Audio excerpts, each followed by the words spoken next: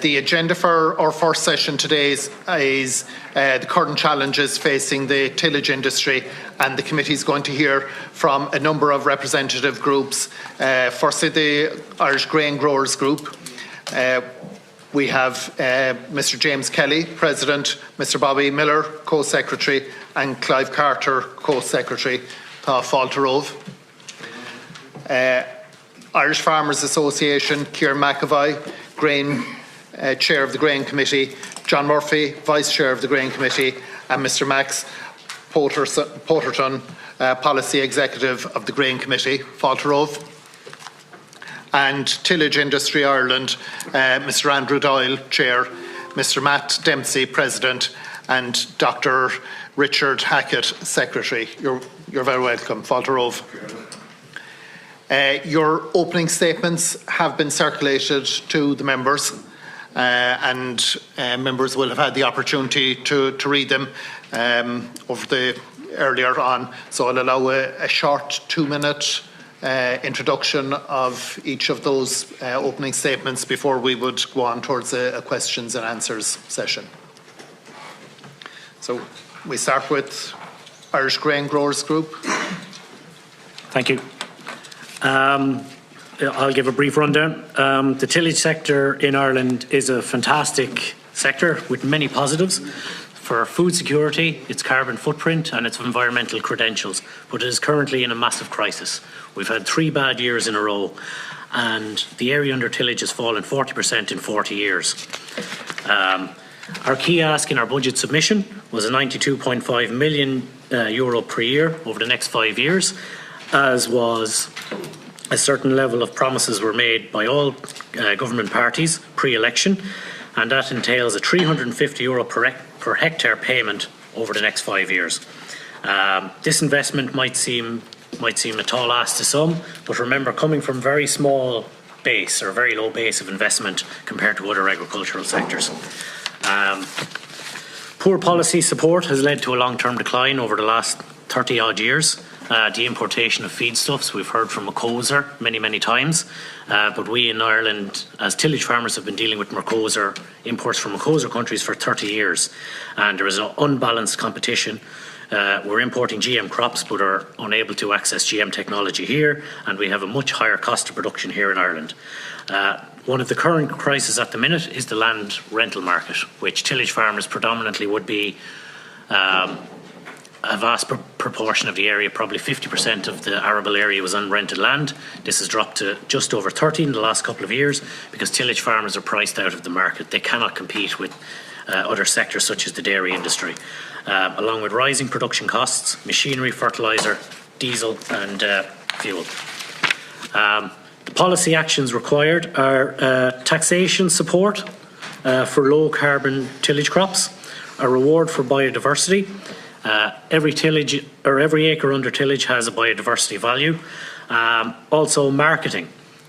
Irish Grain has a gold standard under its IGAS scheme that many other countries don't have achieved yet, but there is no promotion budget under the Irish, be it Board B or Origin Green. We don't have any such body promoting Irish Grain. The drinks industry, the technical files have to be revisited to look at the inclusion of Irish Grain or the maximisation of Irish Grain in the drinks. Okay, I'll need to give the next speaker an opportunity, and members will have an opportunity to ask questions after. Irish Farmers Association. Thanks, Claire, and members. Thanks for the invite to IFA here today. So the challenges facing the Irish tillage sector in this country at the present are numerous, systematic and complex. The area devoted to tillage has been, as a percentage of usable agricultural land, in significant decline since the post-war period due to fundamental changes in Irish agriculture.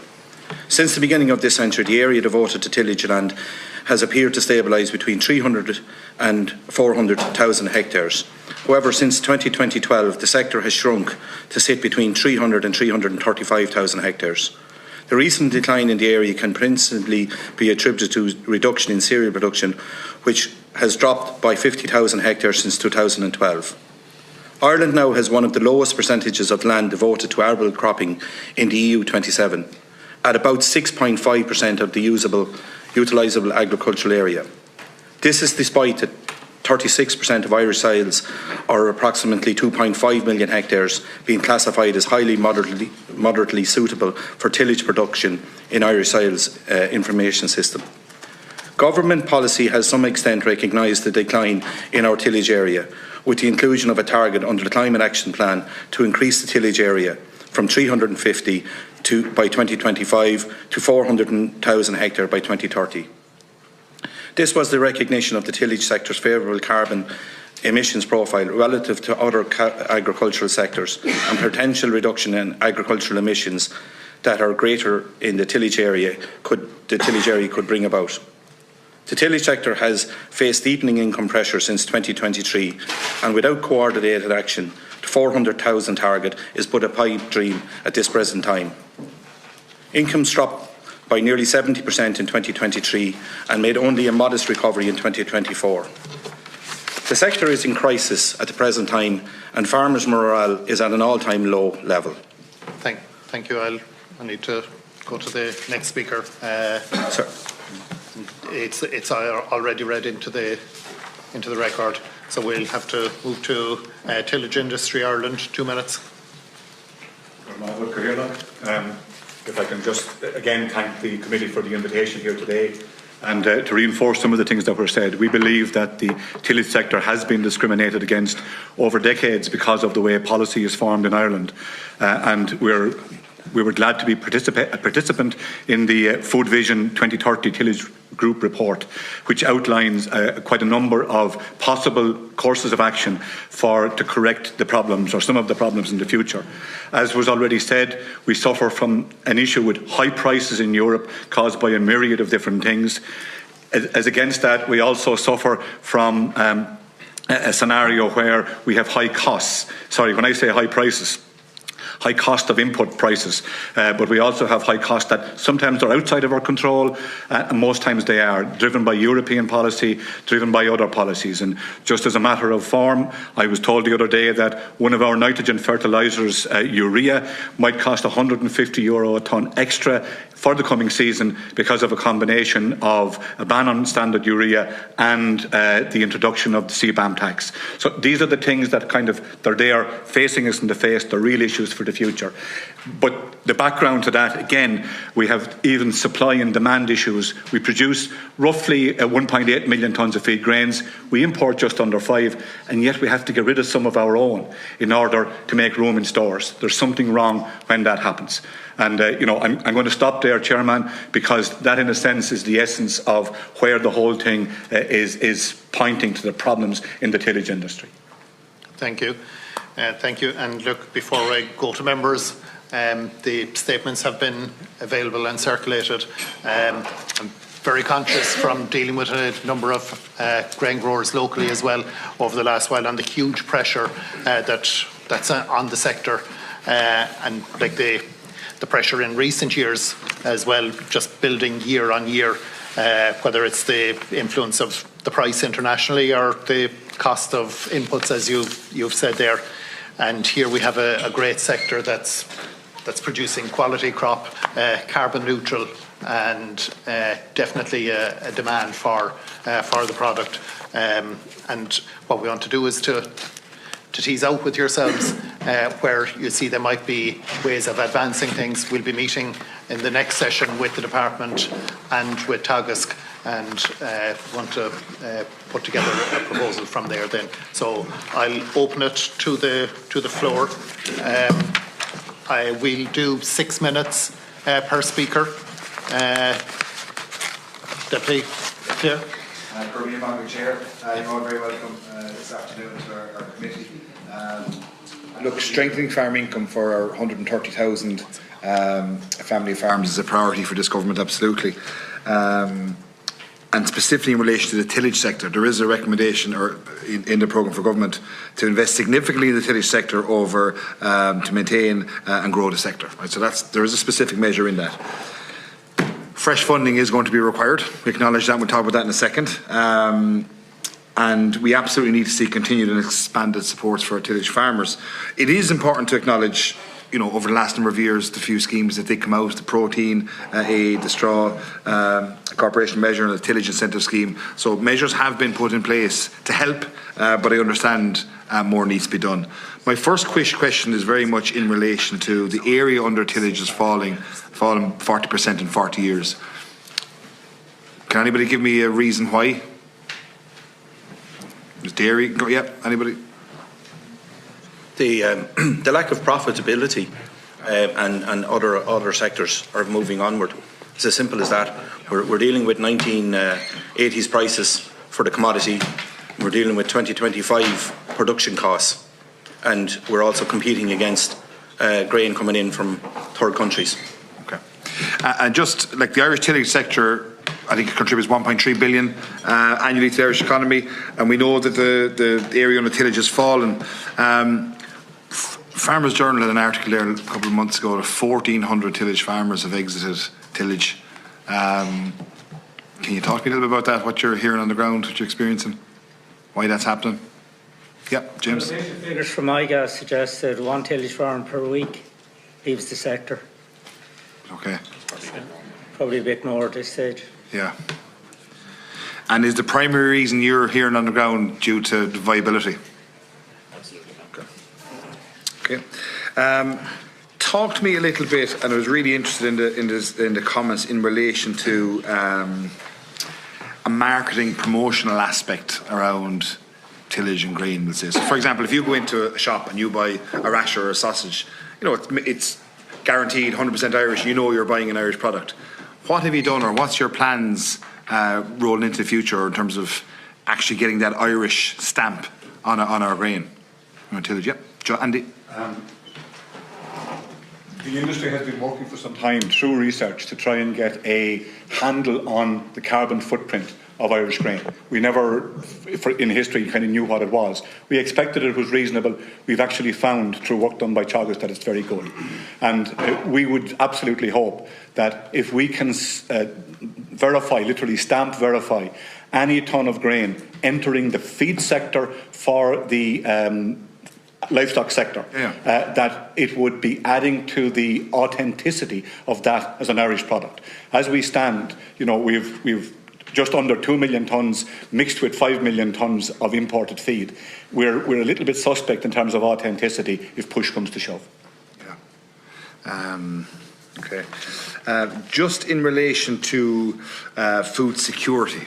And obviously with tillage and grain, how we find it in terms of your supply chain. You just mentioned there that you're importing 5 for every 5 you have 2 here, whatever. How are you finding your competitiveness and your on the geopolitical spectrum, we'll say?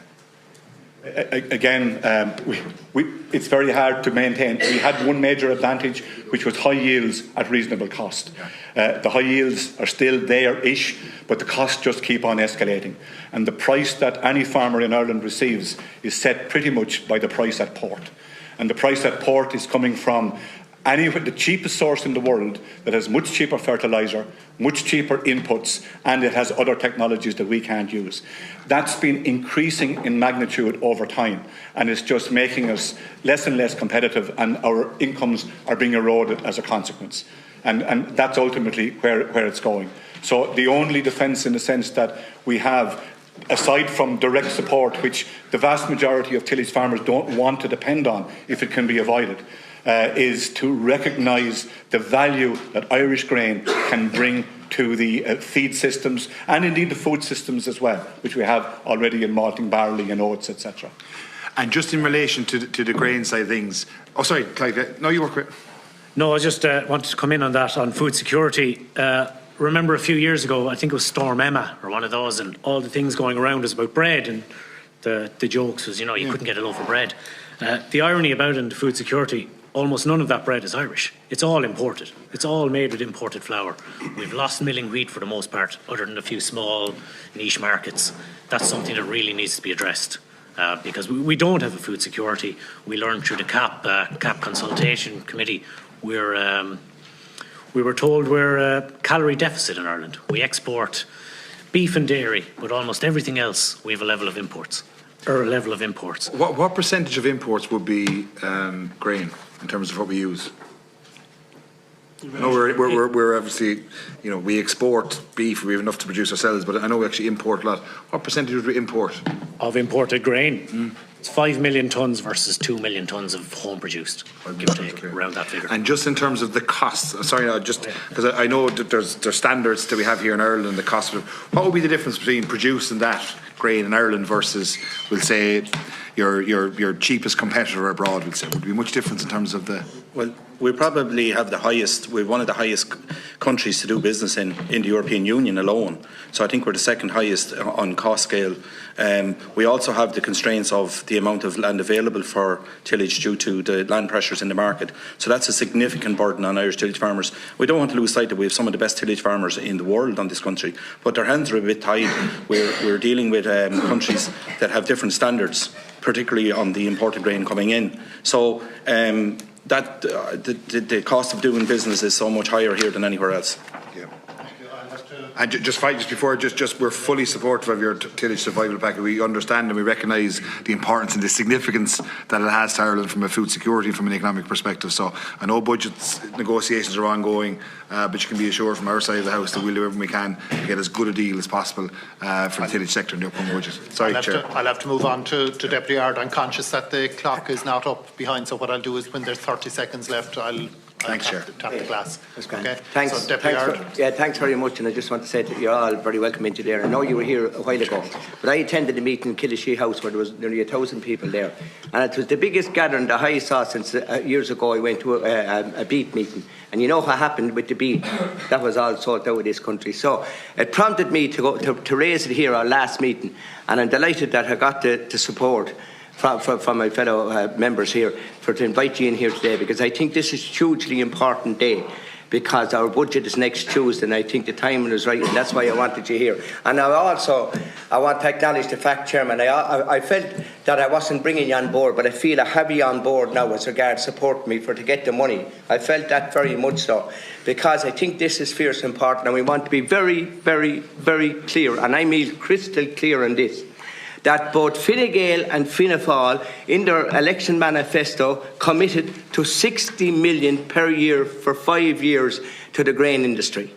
I know you were on 85, fair play to you, and I acknowledge that you were going to give them 85 in your manifesto. Now, the problem that we have here, and let's be clear about this here today, that this was extra money that was to be put into the agricultural budget. So I am asking Jack Chambers, and I'm asking my Fianna Fáil colleagues here today, in the interest of the grain industry, that ye talk to Jack Chambers and ensure that this is money, that's a separate budget. Let's be fair about it. Yeah, oh, absolutely. No, we want to be crystal. You're taking my time up. I didn't interfere, and I never do. My point is that we cannot see. Sorry? Oh yeah, I am. I'm telling them. I'm not questioning anybody. We know where they're coming from. I don't have to. These lads don't need to be questioned. These lads want to hear that we're supporting them. That's what they want. That I'm supporting you 110%. But the bottom line is that I want to make sure that this money that was promised by Fine Gael and Fianna Fáil is now given as extra money. I don't want to see TAMS, I don't want to see any other supports within the farming sector taking money from them for this. This was a fund that was committed. Because, why is it committed? Because you've heard from Kieran McAvoy there today that the tillage sector is going down. Are we going to see the tillage sector, if we don't support it now, being the very same as the beef? Secondly, and more importantly, we had to step in. I was a county councillor for over 40 years, and I put motions in at Laois County Council. If the government had to step in and give us a proper subsidy to suck their cows, we wouldn't have 200,000 cows gone out of the market today. We wouldn't have the beef industry in the situations here today. We need common sense to prevail, and that's why I'm saying to you, don't lose the grain industry. I have already seen the finest of grain people. I knew I couldn't plough an acre of land on my farm, but I couldn't plough it, and I put my hand up. But I saw the greatest of grain people all in milk now, because the people that was coming on behind them could not get a week's wages out of the grain. So let's be fair about it. that the whole tillage industry was imbalanced when we took out the beet out of it. Now the whole agricultural sphere of this country will be totally imbalanced if we take the grain out of it. So let's stop, let's look behind and see what happened from a history point of view. That's what I'm pleading here today, and I'm telling you, to give the 60 million for 5 years has to be extra and incorporated into the agricultural budget. We cannot afford to take it out of the budget that's there at the moment. And that's why I'm asking you to go directly and talk to Jack Chambers to get him to put it in. Like, to be fair, now hold on now, chap, don't play politics with something that's as serious as this today. You know if you want extra money, that you get it from Jack Chambers. That's what I'm asking. Witnesses have travelled a long journey. I thought I had you on board, Peter, but I obviously haven't. And there's a lot of grain in Kilkenny, I can tell you that. I'm telling you. Out of respect to the witnesses, they've travelled a long distance to participate. To the market in Kilkenny, there's a lot of grain farmers gone out of business and they're all gone into dairy, and you know that too. So, out of respect for the witnesses, it's important to give them the opportunity to have their say. Of course it is, but I have my 6 minutes. Sorry, I'm just making the point to you that we want to be very clear here today. I know all about it. I don't have to ask you questions. I asked you a fortnight ago. I know all the answers. The answers that you want here today is that we ensure, as the politicians elected by the people, that we ensure that we also adhere to the election manifestos that both of us bought into. You as well, Peter, that you bought into, that we promised the 60 million and that we're going to give the 60 million to them. And I think that that's very important here today. And I'm after giving you the history. Had we done that before I was interrupted, had we supported the suckling industry in this country, we wouldn't have the 200,000 cows slaughtered. And I only spoke to you about Mohill, about Carrigannon. Go into the marts today. There's not a quarter of the cattle that was in them. So there, the fruit of the pudding is in the eating. So, and it's terrible pity that all that happened in this country. We were so proud of the cattle that we produced. We're so proud of the produce that we produce. And we're so proud of the grass system we have. And all I'm saying here today, thank you very much. And I just want to say that I certainly won't be found wanting anyway. That's all. The floor is yours, Deputy Kenny. And I'll have the support of Peter and all the days of the day. I know that. Thank you very much, Chair. How do you follow that? First of all, thank you all for your opening statements. We've read through them, and I suppose we're all conscious, that the grain industry in the country is in crisis and has been for quite some time. And I suppose to get to the basis of it, yes, there's obviously the need for government to put in a package there to support the grain industry. That has to happen. But we also need to ensure that we can develop that industry, that we can make it sustainable, that we can look at where innovation and other things can help. And a few questions around that. I noticed you mentioned about the feed grain, that there's approximately five times the amount been imported, there's 5,000 tonnes, is it 5 million tonnes, sorry. 5 million tonnes been imported and 1.5 million tonnes been produced in Ireland. And that brings me to, I suppose, one of the questions, and I think Peter kind of mentioned it slightly as well, in regard to a lot of the produce that we produce. Like, we have Irish whiskey, we have all the Irish beers, we have all this Irish produce, and yet a major portion of the raw materials going into those produce as imported grain. Is there a need or I suppose some kind of a system to be put in place that in order to label something as an Irish product, that it needs to have a minimum input of a certain amount of Irish raw material going into it? And would that assist in bringing us closer to ensuring that we would get a price or a better price into the future? Because that's one of the big things we have. Now, I know there's contracts in place, and that's another part of it that, for all kinds of sectors in farming we talk about is contracts, the possibility of getting a solution. Contracts are in place for grain farmers in many cases, and it doesn't seem to be the solution. So just like your comments in respect of that. Yeah, if I might. Sure, yeah. Thank you. Thanks for your question, Martin, our Deputy. Look, we feel it's vitally important that those premium products, as you mentioned, in the drinks industry, are supplied with the raw material, native Irish raw material. And there has been some work done in that area, and there is some companies using all Irish, but there is a certain portion not using Irish. And basically they're selling Irish whiskey, which is just Irish water. So I think there has to be work done on the whiskey profile of this country with the Whisky Association that ensures that native grain has to be part of the whisky making process in this country. That would help in the malting barley market, absolutely. Can that be done quickly? I take it there's a time lag in respect to doing that. I mean, if you need to up production, that is going to take time to do that. And the other issue in regard to that time to do it is the keen competition for land, particularly with the dairy sector, is the big thing I think that needs to be addressed. And what level of profitability do you need to be at in order to be in that market and to be able to compete? Well, I suppose on the land market, competing against other sectors, we have to be competitive. At the moment, we're not in the races. That's the problem. In my area alone, we get phone calls from auctioneers on a regular basis because most of my grain is in rented land. We don't even bother walking those lands anymore because they're out of my reach at the start. So I'm not in a position to expand and retain land. So with our proposal, as is in our document, for a 5-year support, that gives me some certainty that I have some financial assistance to make me somewhat more competitive. And sometimes that's enough maybe to keep you in existing lands or to renew leases that you're on and stop the slip further, if you understand, Deputy. And, and there is certain people who are in long-term arrangements, and the landowners would be quite happy to stay with the tillage farmer. But when they see such a huge gap between where the market may be and what they're getting in land rents, that if we were somewhere in between, we might be able to stay in business. And I think that's a key point.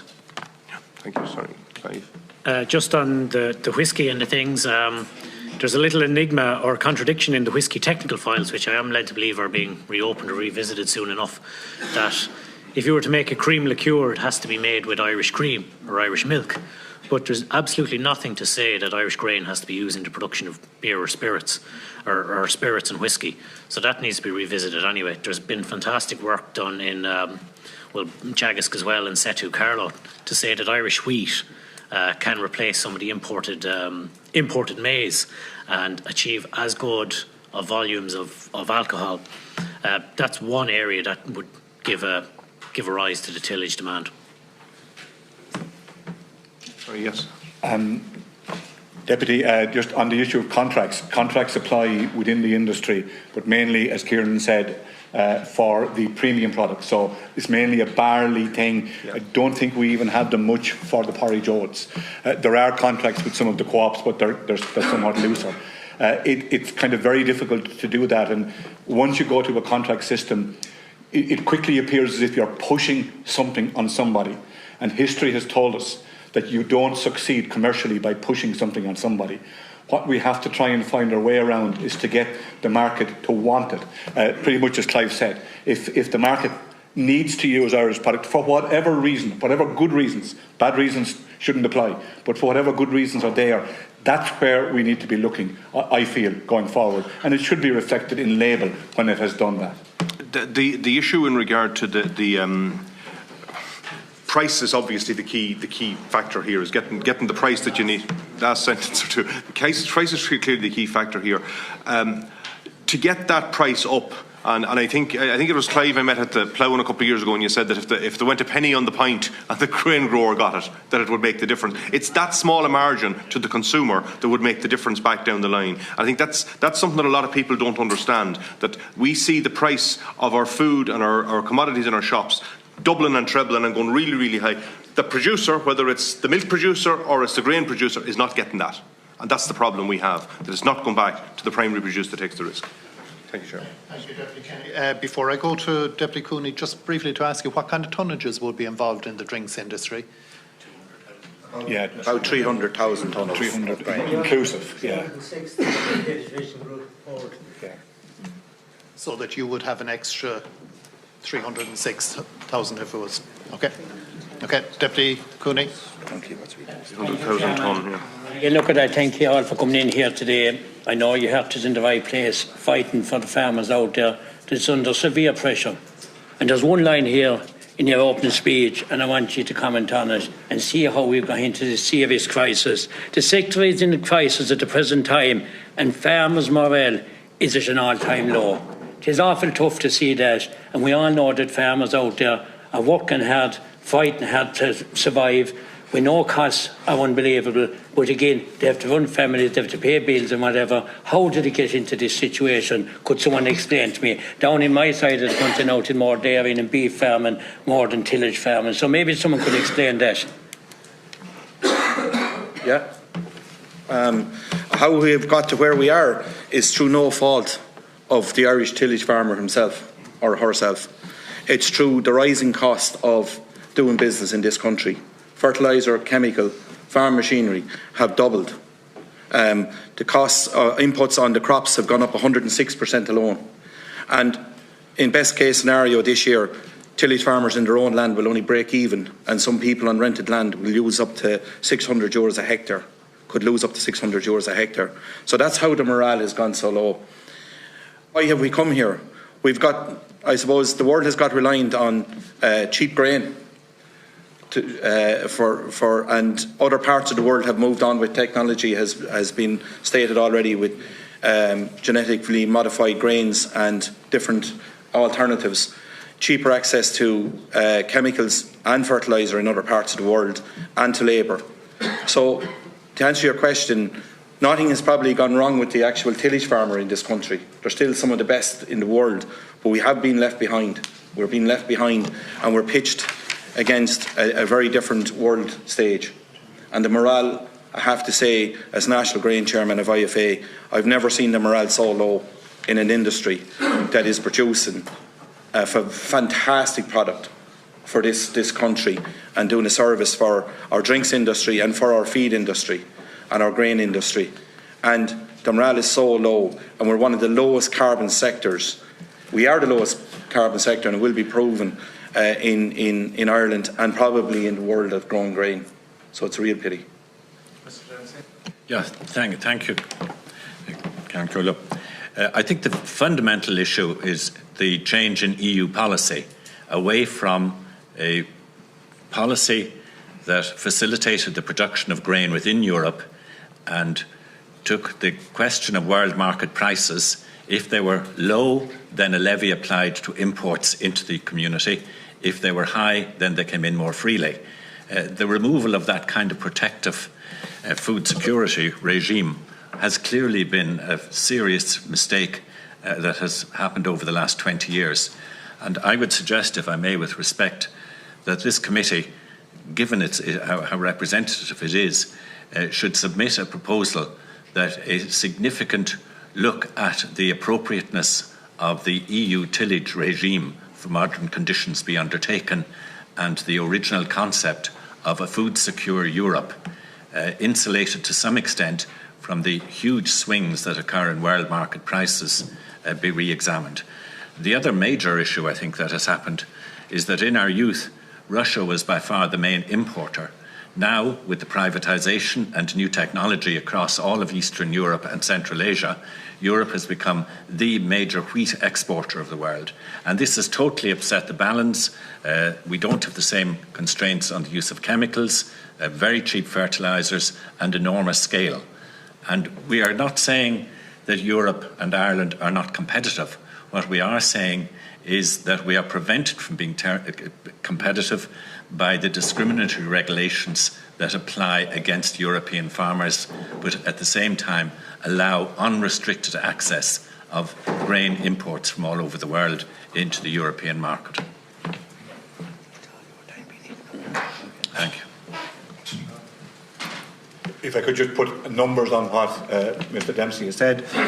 When he talked about that 20-year period, 20 years ago, global grain production was roughly 1.7 billion tonnes. Today, it's expected to be 2.4. A chunk of that's coming to us because people are trying to get rid of it, literally, and push it into whatever market will take it. That's our pressure. Chairman, just one quick way. I know I'm nearly out of time. What do we need to do here today to see what we can do for the tillage farmers going forward? I think there's two elements. The first is emergency exchequer support in recognition of the problems that have arisen in a restricted industry. The second, in my view, is would Board Bia consider, or would this committee, with such a reputation to preserve that has been established, recommend to Board Bia that the Irish label for quality assurance be confined to products with a certain percentage of Irish grain used in them.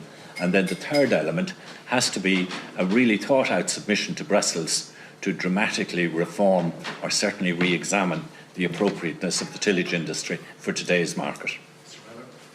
Yeah, on that policy, we need strong policy coming from our government. We obviously need financial support, as Willie has alluded to there, but policy has to get strong. Currently, my grain that I produce is thrown into the same bag or bucket of feed from all over the world. There's no distinction between both, and that's the first thing that needs to happen. We can prove the quality of grain we produce, the low carbon footprint of our grain, the biodiversity of having tillage in this country. There's a real value on that, and we need to push that from policy point of view. We have to distinguish and financially reward native Irish grain in this climate change world. I stood at my own field. I did the Chagas Agnav last week, and I stood in the crop of my own gluten-free oats. And my crop is a carbon sink. That's what it is, a carbon sink in this day and age, where we hear about how we get support for the likes of solar panels, bioeconomy, financial support being heavily invested in that. But currently, there's zero, very little support, financial support for tillage farmers, for a product that ticks all the boxes that this government wants. So we need strong policy support as well as financial support. But policy. My time is up. Thank you very much. But all I'll say is finish up. It's a sad day when someone has to go to work at a loss in this present day. Thank you. Senator Bohan. Thank you, Gail. Well, firstly, I want to welcome all the witnesses here.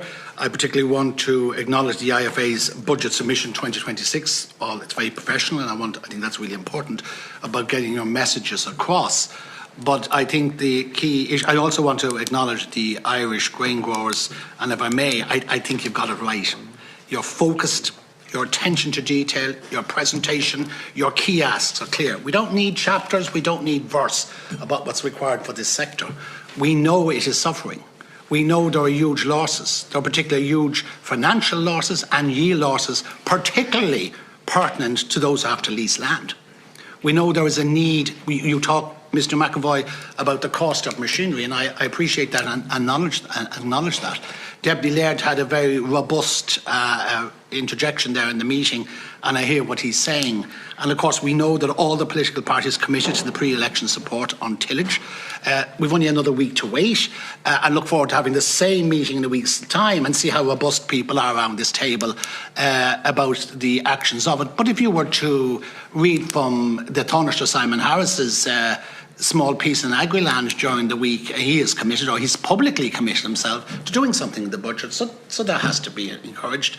And Minister Hayden, after all, Deputy Laird, is the Minister for Agriculture ultimately, so whatever deal they carve out is a matter for them, and I wish them all well. But I'm very supportive of the sector. I think it's really, really important. But I want to tease out some of the questions. I said, you came in here and made a submission. The Irish grain growers have said the financial package are key asks. That's what you headed it up. And you said tillage sustainability and expansion programme. So I want to hear a bit more about that. An absolute commitment. One-liners. We don't need verse and chapter and policies. The ask is for 92 million per annum over 5 years. Core element is 350 per acre payment, somewhat different than the IFA, who say that they are looking for, IFA have campaigned for 65 million. The tillage survival plan to be introduced by this government. So there's a variance there within the two organisations, which I think is particularly interesting as well. So what I want to say really is that, because I want to hear from you, we know that morale, you clearly made that, I know farmers, we all know farmers, that morale, we saw it in the ploughing, we saw it in Tullamore when we talked to farmers on the ground, that it is at an all-time low. And cost inputs, we know about the cost inputs in detail, we don't need to go into them. We know about the particular exposure, I say, for people who have to rent land, and they need to rent additional land. That's just part of the nature of it.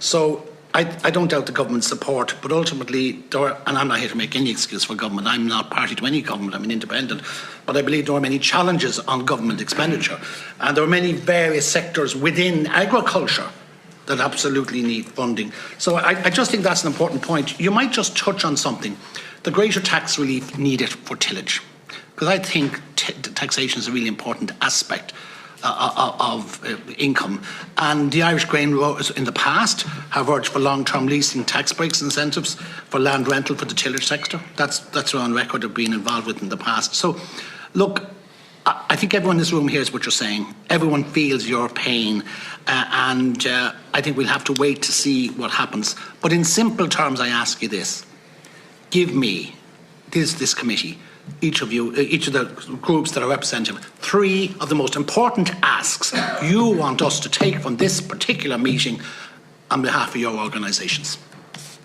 So who's going to start on that in the brief time that's remaining? I ask that we get the 65 million support for 5 years. I think it's very important that it's not a band-aid, it's not a one-year thing, that it gives security to tillage. And if that turns out to be 93 million, I won't say no to it either. Or 2. Okay.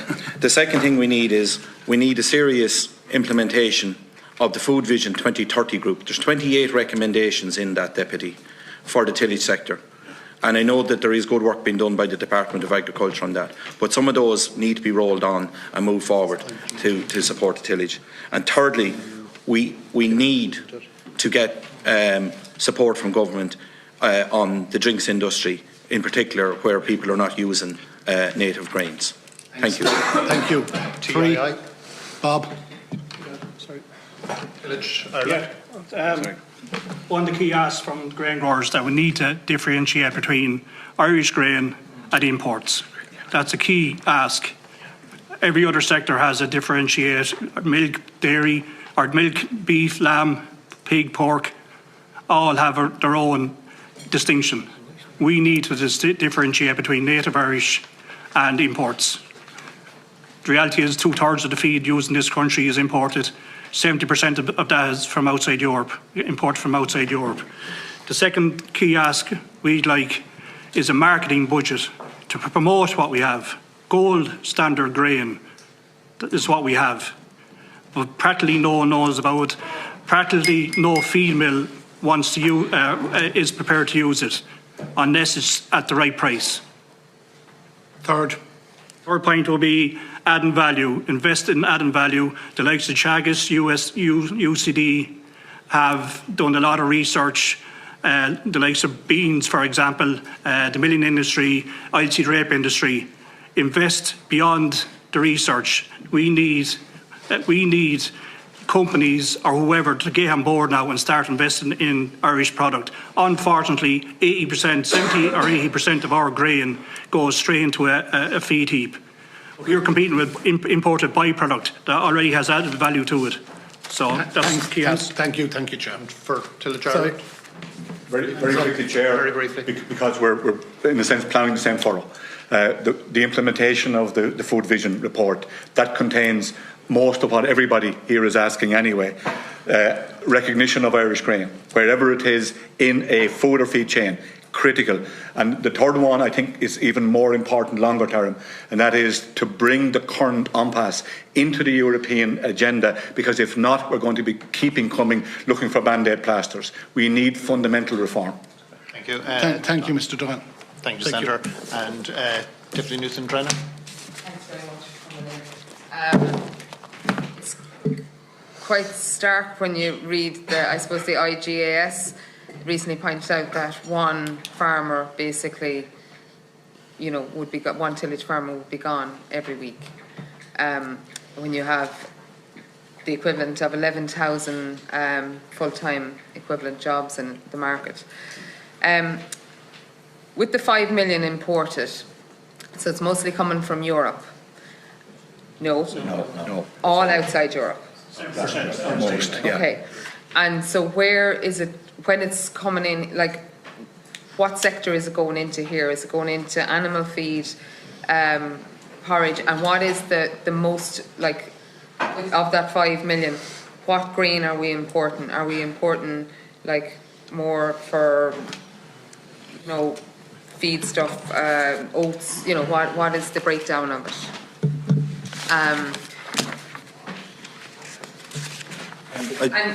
Go on. Sorry, yeah, go on. The breakdown, roughly, my understanding of the 5 million tonnes of product that's coming in the last 12 months is probably somewhere between 2.1 and 2.2 million tonnes of what we call normal grains, which is maize, wheat, barley, oats, and soya, and then the rest of the products that are coming in are, some of those are wheat expeller, soya expeller, they're palm kernel, they're products out of molasses, peat pulp, those kind of products, fillers and proteins of those sorts. That's my understanding, Deputy. Yeah, like, you know, 70% of the income drop in 2023. And like, you know, with our cost of diesel, with everything is going up.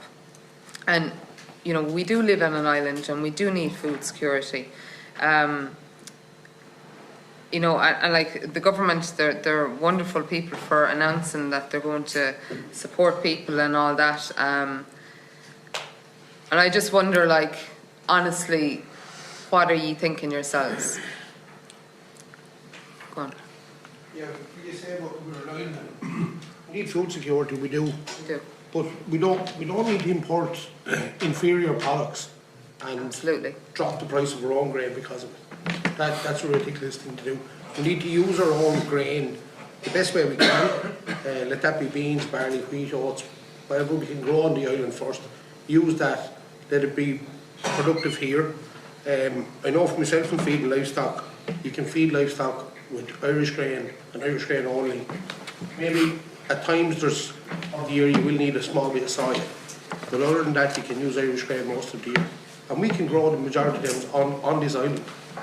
We'll never get to full production, but at least use our own before we import anything inferior. Like soya and maize are probably the best things we can import here, but palm kernel, citrus pulp, any of that kind of stuff, soya hulls, it's not a good feed, it's only a filler for us. I know, yeah. And with the support, you know, with government support, what could you get to? You know, like, of that 5 billion that we're importing, like, what could we get back down to that we're not importing as much? That's a hard question for me to answer. Well, government targets are 350,000 hectares by 2025, and government targets are 400,000 hectares by 2030. And we believe that is not, and we would love to see it happen, we don't believe that's possible unless there's a fundamental change in the sector and policy. You know, and I absolutely agree. Like, it's with any of our food. It's like with the beef sector. Like, you know, with our imports from Mercanser, you know, which, let's face it, they're just trying to plough it through. You know, we can't compete. Like, people are going to go into shops and they're going to pick up the cheapest item because they've got to feed their families because, you know, that's just how life has gone. And we're going to have our beef beside it and, you know, we're going to be swallowed up by the market just purely because people cannot afford to buy it. You know, so that's why we need the government to step in and we need proper supports for all sectors of farming, not just tillage. But like, look, you know, we know that by, you know, feeding our children the best beef because, you know, we have the best land, and equally feeding our animals, you know, grain that's grown on our land because, you know, we do. Like, I have horses at home. We you know, we produce the best bone in horses purely because of our ground. That's how we are the best, or at least well up there. So I would rather go and buy an Irish product. But when you're, and the same with feeding our cattle or feeding horses, but when you don't know what's in your bag of feed, or like your whiskey, you know, you don't know. So yes, it does need to be wrote on the label where it's come from. Quickly, Mr. Miller. Just, you mentioned the Mercanser countries. We imported nearly 1 million tonne of feedstuffs for Mercanser countries in 2024. roughly the same figure in 2023. And we hear a huge argument about from the beef sector about this Mercosur deal. Tillage farmers have been dealing with Mercosur countries the last 40 years, and we hear a 40% drop in tillage area. There's one reason why it is dropping, and currently we have the beef sector, rightly so, challenging the Mercosur deal. But nearly 1 million tonne, and of what's imported, 80% of the maize that's imported, 80% of that is genetically modified. The same with the soya is genetically modified.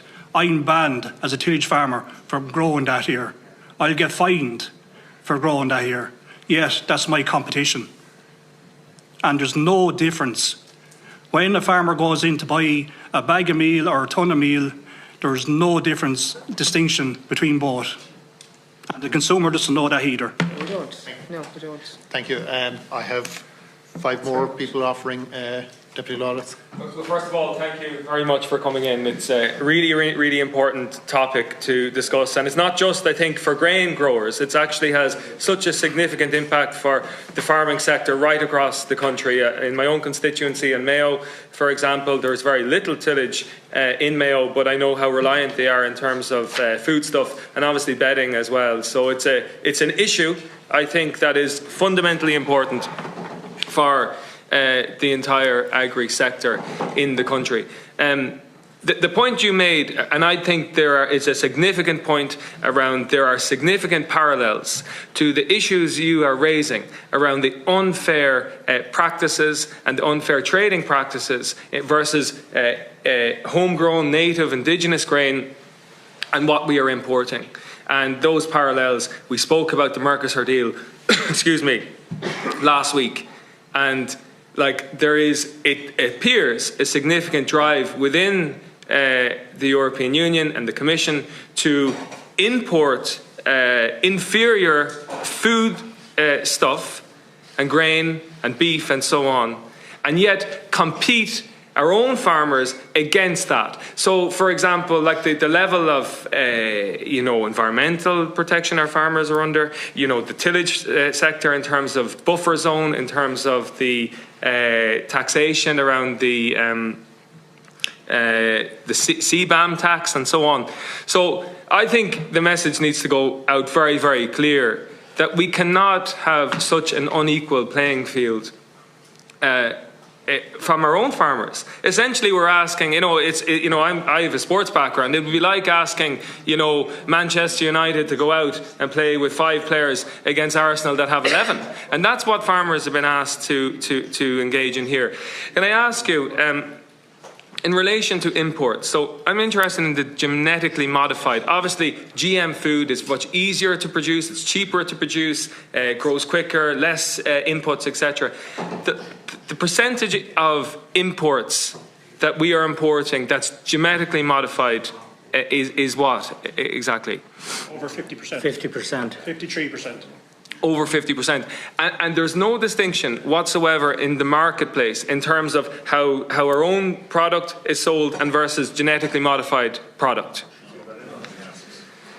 Well, that needs to change, and I think we as a committee need to write to the Minister and write to the European Commission to change that. That is, it wouldn't happen in any other industry, it wouldn't happen in any other sector, and I think consumers need to know what they're buying. Can I ask you as well, the taxation, the carbon border adjustment mechanism tax, what is that to a farmer in terms of cost per hectare? Just we don't know yet, Deputy, on the carbon one. The industry would say there's probably going to put €50 a tonne onto fertiliser, minimum of €50 a tonne, and maybe people know better here than me, but the tillage sector uses it uses its fair share of fertiliser because of scale. So it's going to put an extra cost on me.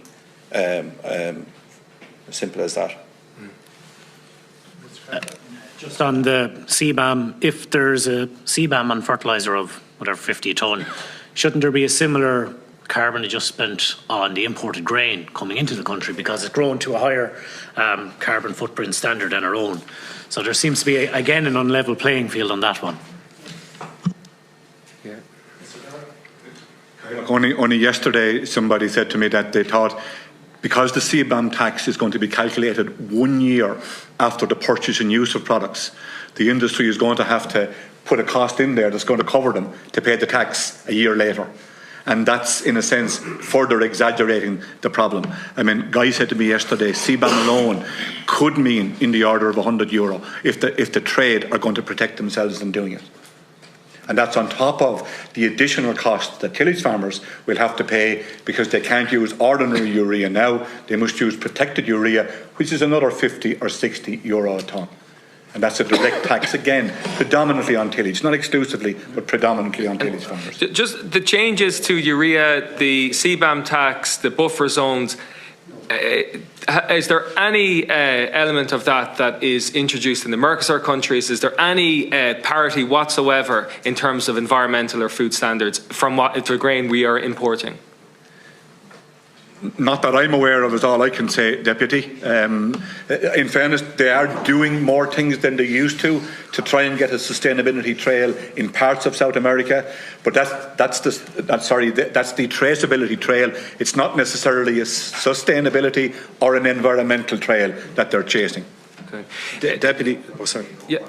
Go ahead. Yeah, Deputy, just also some of those third world or some of those countries that you're talking about where this exists, the chemicals that have been taken off authorisation in Europe and in Ireland, which is quite a large list, they are still freely available to be used. And some of the chemistry that's gone here 20 years are still freely available to be used in these countries. So the equivalency standard is not there.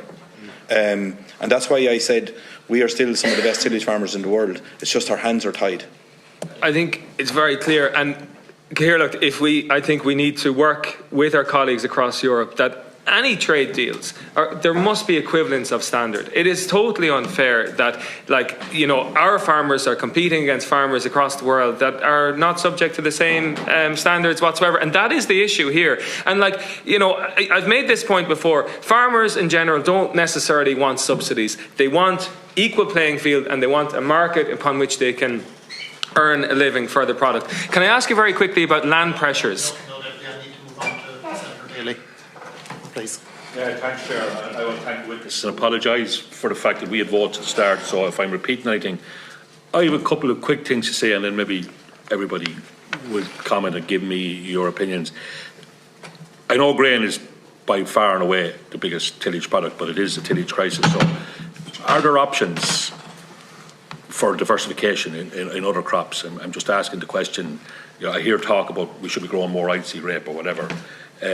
Is there a potential in diversification, maybe away from grain, not wholly but partially? There's been a lot of talk here about exchequer funding and how much exchequer funding you're talking about, but exactly where and how you would target it, I'd like to hear, because where I'm from, it's still a mixed farming model as such.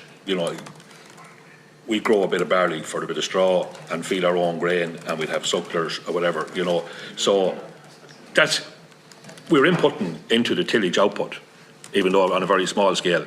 But I don't know what kind of support them kind of farmers would need. It needs to be a pro rata, just the same pressure on land up our way.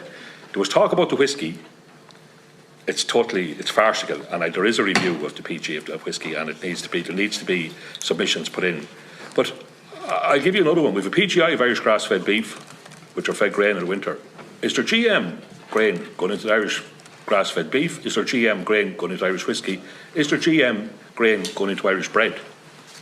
Two quick questions then in passing. During the COVID thing when the bread, as you said, Clive, there was a lot of talk about Irish wheat wasn't up to milling quality. Is that true or false, or how can it be? No, I'll give them all to you and then you can go around the houses. There's a lot of talk here about GM. I'm totally opposed to GM, but I'm a fan of gene editing. Where are you on gene editing? We need to bring our crops up to speed. You would save money on sprays, whatever, maybe even fertilisers, if we could gene edit some more varieties of crops. Where are you on that? I know the discussion is happening in Europe. I had one more.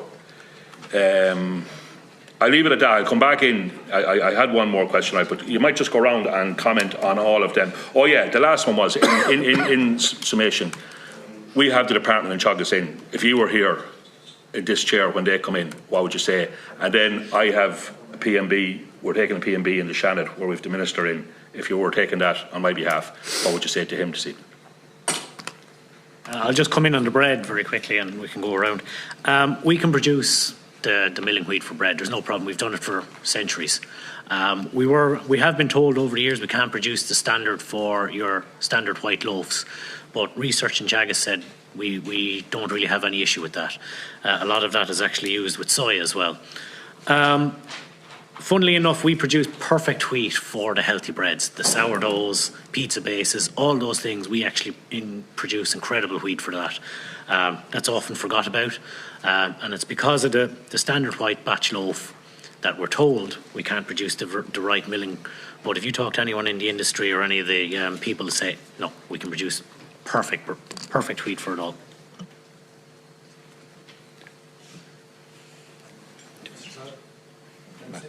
Yeah, okay. Just one point, if I may, Senator Daly. If you had the Teagasc in here, what would you ask them? What I would ask them is quantify the cost disadvantage that Irish farmers are under vis-a-vis the new large-scale competitors on the world market. And I think if that cost disadvantage was quantified, at least it would give a base for the discussion both internally and at Europe. And incidentally, if I may, Ceann Comhairle, I don't think I've ever heard such a positive, well-intentioned, informed questioning at a committee here that we have seen today. Sure it is. Yeah, I mean, the goodwill is palpable and hugely appreciated. Senator Daly, you asked there if you mentioned the Minister appearing before the Shannon.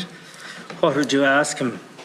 What I would ask him now is for targeted policy changes to encourage the use of native Irish grain. The industry is in crisis here at the moment. I don't think people realise the enormity of it at present. We lost the sugar beet industry. We remember that too well in the area where I'm from, and in many other areas in the country as well. We simply cannot see that happening to the tillage industry here in Ireland, because we are very much part of the agricultural sector. And whether other sectors like to admit it or not, we are all reliant in some way or other on each other. And that is why sufficient support must be given to the tillage sector going forward. If I can take up three of Deputy Daly's points of questioning, Comhairle. Diversification options, there are not so many. Yes, you are hearing about oilseed rape. It's become a more consistent crop over time. More people will have some of it, but it will not be replacing huge swaths of barley land. So many diversification options are a number of hundreds of hectares rather than a number of thousands of hectares. So we're limited. We have lots of experience of bad experience in the past.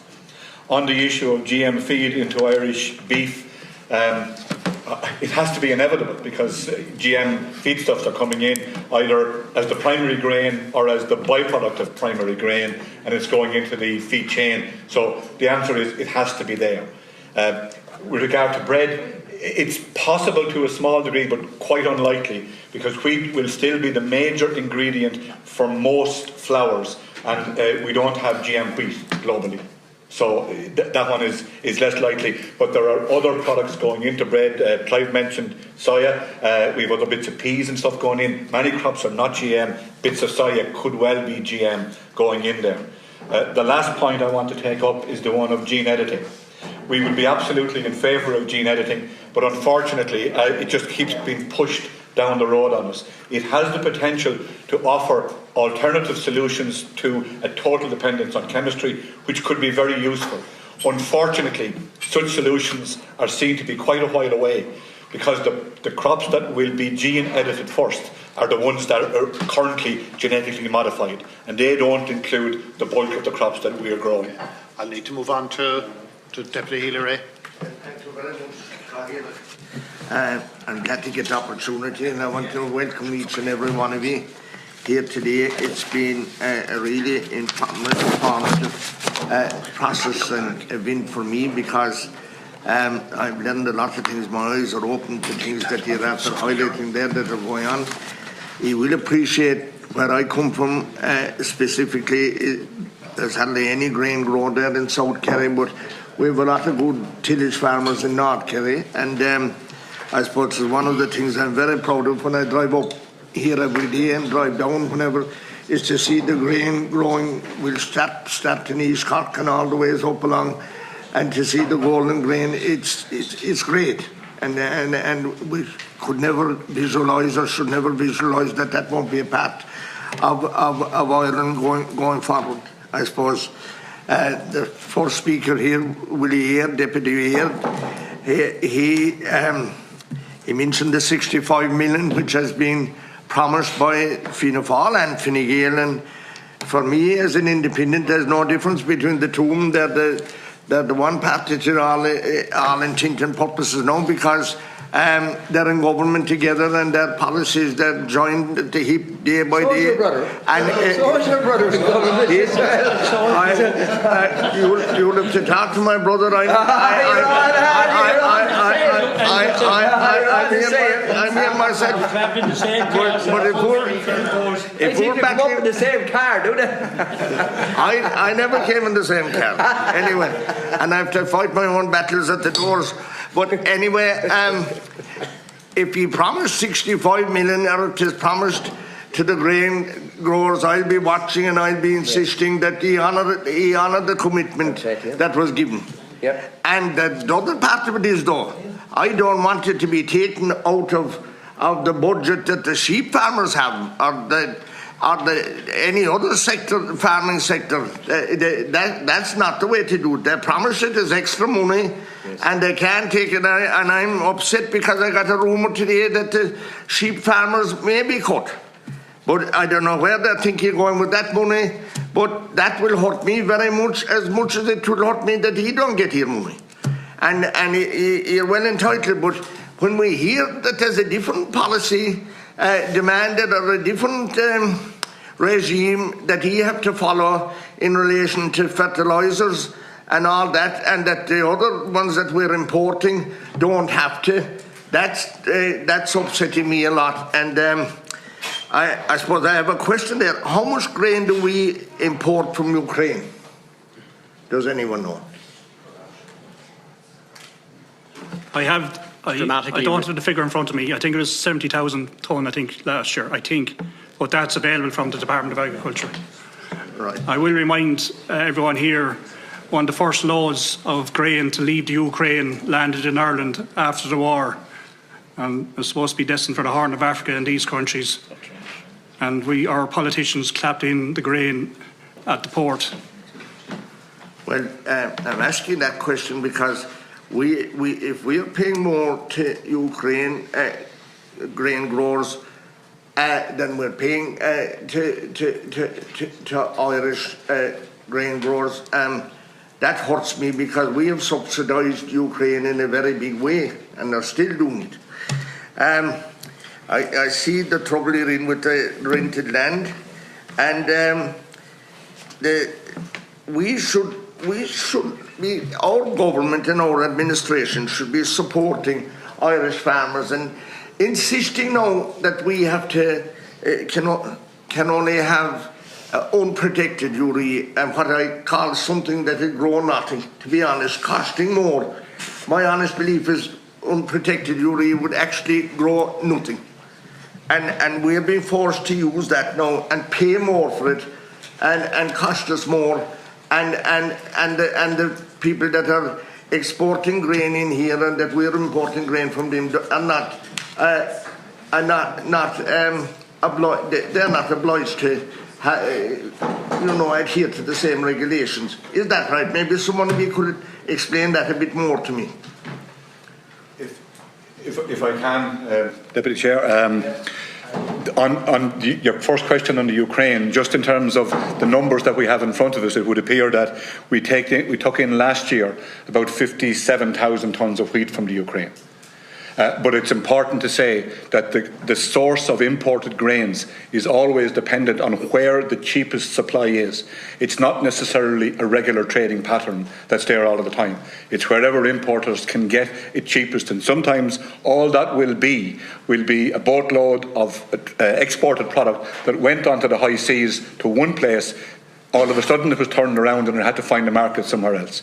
So that can often be the origin of the low-cost imports. Thank you.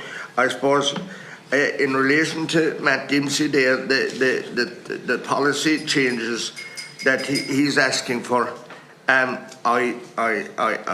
very interested in that, and will be ensuring that at every opportunity I'll be looking for that and raising that, because we must have a level playing pitch at all times, and it doesn't seem to be that you have that. And look, you're part of us. I may not be a grain farmer, but I understand for you, and we appreciate the attention that he gave us here today and the amount of you that have come in, and I can see support behind you here, and we're very enthused by your presentation, and you know, we're more informed, and I appreciate you very much. My time is short, I'm out of time, but we're very concerned for you, and we don't want to happen what happened to beet industry. I often think she could be revitalised or reopened again. The sugar beet factories, imagine they blew every bit of it out of Mallow, and she's working over in Belgium or somewhere, the same plant. We're under the same sky. We're actually in the same European market, so I can't understand that. But Chairman, thanks very much, and again we appreciate you very much for coming in here, and thank you so much. Thank you very much. Last speaker, Senator Park Brady. Yeah, thanks. Thanks, Chair. And I'm sorry that I missed your presentation, but we have it on here. We have always had a product in Ireland as we've known as Irish and green, and we've known to have a very clean environmental way of farming. I farm. I'm a suckler sheep farmer. We depend on grain to feed wetlands, feed cows during the winter, also sheep. And just a couple of questions. Regarding grain growers, how much of your project is forward bought by, we'll say, the processors here? There's just one question. I'd like to have some of your comments on, we'll say, the three-crop rotation. We've been in Europe last week, and three-crop rotation seemed to be the pillar in which European farmers model themselves on. Also, like straw chopping and putting straw back into the ground, in my opinion, as a suckler farmer and as a sheep farmer, straw is a commodity that we as farmers depend on, for bedding. There has to be some better way. We seen last year where straw was €50 a bale for round beds of straw as suckler farmers. It was absolutely crazy stuff, and to know that straw was chopped into the ground, and grain growers got X amount of money for chopping that straw into the ground, but there has to be some thought put into the process and joint up thinking regarding, at least there has to be a valued amount on straw per year. And I know this year probably straw is lesser value and probably half of where it is, but it's still going to be used up, and if it's not used up this year, it certainly will be used up next year. I'd just like to know your thoughts on, would say, crop rotation, would say forward buying, and what percentage of Irish grown grain goes into the pig industry here, the poultry industry and the agriculture industry, because as everybody has touched on here, we know that the processors here import a lot of grain, and there's one part of the grain industry, soya, that's imported here. Is there an area, and soya is a big importer, is there an area here where we can support grain growers, where there's a byproduct that can fill in for soya. And if there is, can you just give us a little bit more on that? And I'm sorry that I missed your presentation earlier on, Chair. Just going to have them for you for a minute. Yeah. Just on the forward bought grain section, there is in most merchants and in a lot of the cooperatives, there is an option to forward sell or that at different times of the year for the grain. But by and large, most of the grain is traded at harvest time. It's traded in green grain, which is at 20% moisture is the standard, and it's traded, most of the grain, I would say, over 90% of the grain would be traded directly at harvest time. On the tree crop rule, our opinion is that it should probably, the bottom brackets need to be brought upward. Crop rotation is key to good farm practice, and it has got us through a GAIAC, and it'd be very popular for me to say to get rid of it today. But to be fair, I think if we increase the bottom hectares, it would take a lot of people out of the tree crop rule that don't need to be in a crop rotation situation on their farms. Okay, which has had an impact on some of the smaller growers. So my answer to that is to bring up the bottom hectares up and rule certain people out, and then for the larger growers to stay in the tree crop, because most of the larger growers are doing tree crops anyway and more. And then just on the straw chopping, I will disagree with you completely on it. There was a plentiful supply of straw last harvest, as it turned out. And again this year there's plenty of straw available for anybody who wants straw. And the straw incorporation measure is to build carbon in soil. And carbon in soil on a lot of tillage farms, worn tillage farms, have been quite depleted over a number of years because of the extraction of grain and the straw going out the gate as well. And I think it was one of the best schemes that the Department of Agriculture brought into the tillage sector. And we have fiercely defended it, both ourselves in IFA and the Irish grain growers over the last number of years. And I think people, if there's people exploiting the straw market, that's a different scenario. But there has been a plentiful supply of straw, even with the straw incorporation measure. And if we increase our targets if we do get to a 400,000 hectare target, we'd be looking for the straw incorporation measure to be increased. On protein and soya. I'm very restricted on time. I need to... Okay, just quickly on protein, you mentioned about soya. There is a European strategy to grow proteins, which we avail of through peas and beans here. And there is a subsidy to do that at the moment. But there is a problem with the end use of those products. There isn't enough buy-in or for people to use them and replace them because of soya is easily got. A phone call gets it. So there needs to be work done, Deputy, in that area. I'll be very brief. It's basically just to echo Kieran's points on the tree crop rule and the SIM. The tree crop rule, when it came in, did bring benefits such as more diversity of crops, but would like to see the areas, the minimum areas doubled. On the straw incorporation measure, again, got tillage farmers thinking about the organic matter in their soils and the value of straw to be chopped in still has a value to the tillage farmers, and it's part of the programme for CAP, so it's in for the foreseeable future anyway. Okay, thank you. Look, I'm very conscious of the time on it, and thank you for the contributions and for the questions and answers, and just the travelling as well. I do need to move on to the next session. So on behalf of the committee, I want to thank you for taking part, and we'll suspend the meeting now for the next group of witnesses to come before us. Thank you.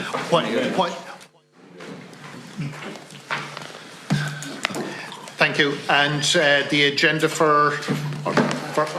firstly, for the witnesses.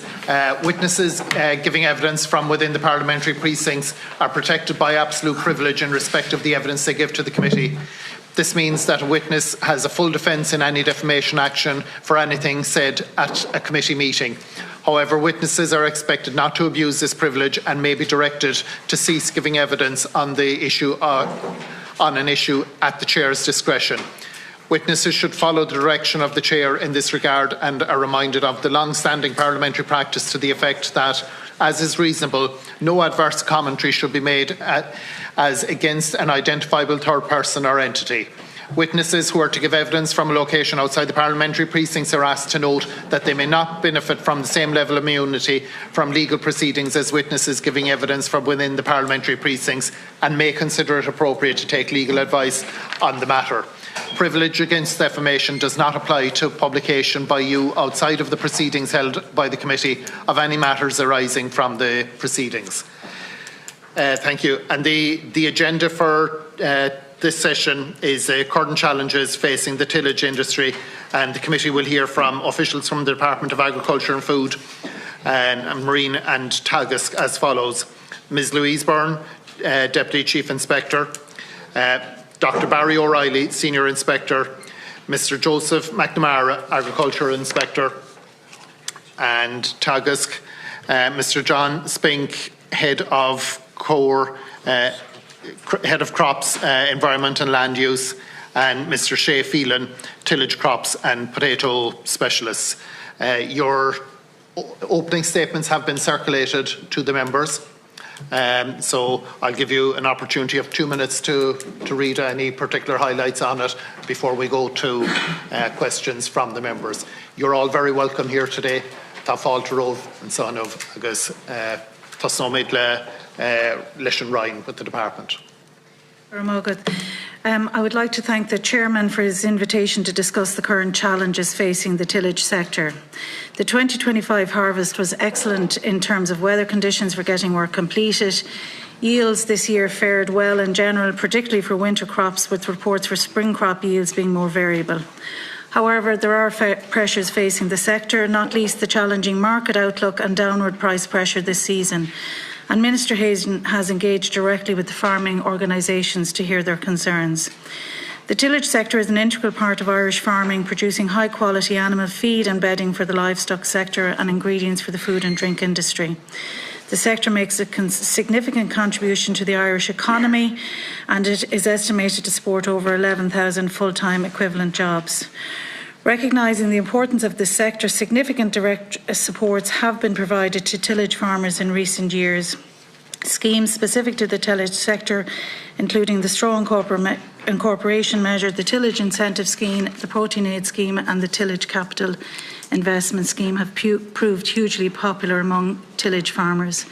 It is widely acknowledged that these schemes made a significant contribution to the tillage sector in recent years, as well as contributing to meeting Ireland's environmental objectives through positively altering practices at farm level. In February this year, Minister Hayden announced 32.4 million of payments under the Tillage and Horticulture Support Scheme, which was government's response to a difficult year in 2024 for tillage and horticultural farmers. The Farming for Water EIP has a budget of 60 million to support targeted on-farm additional measures to improve water quality, including establishment of cover crops. This year, almost 1,400 tillage farmers have expressed an interest in establishing crops under the EIP. It is Irish Government policy to grow the area of tillage in the years ahead. The Climate Action Plan sets a target to increase the area of tillage to 400,000 hectares by 2030.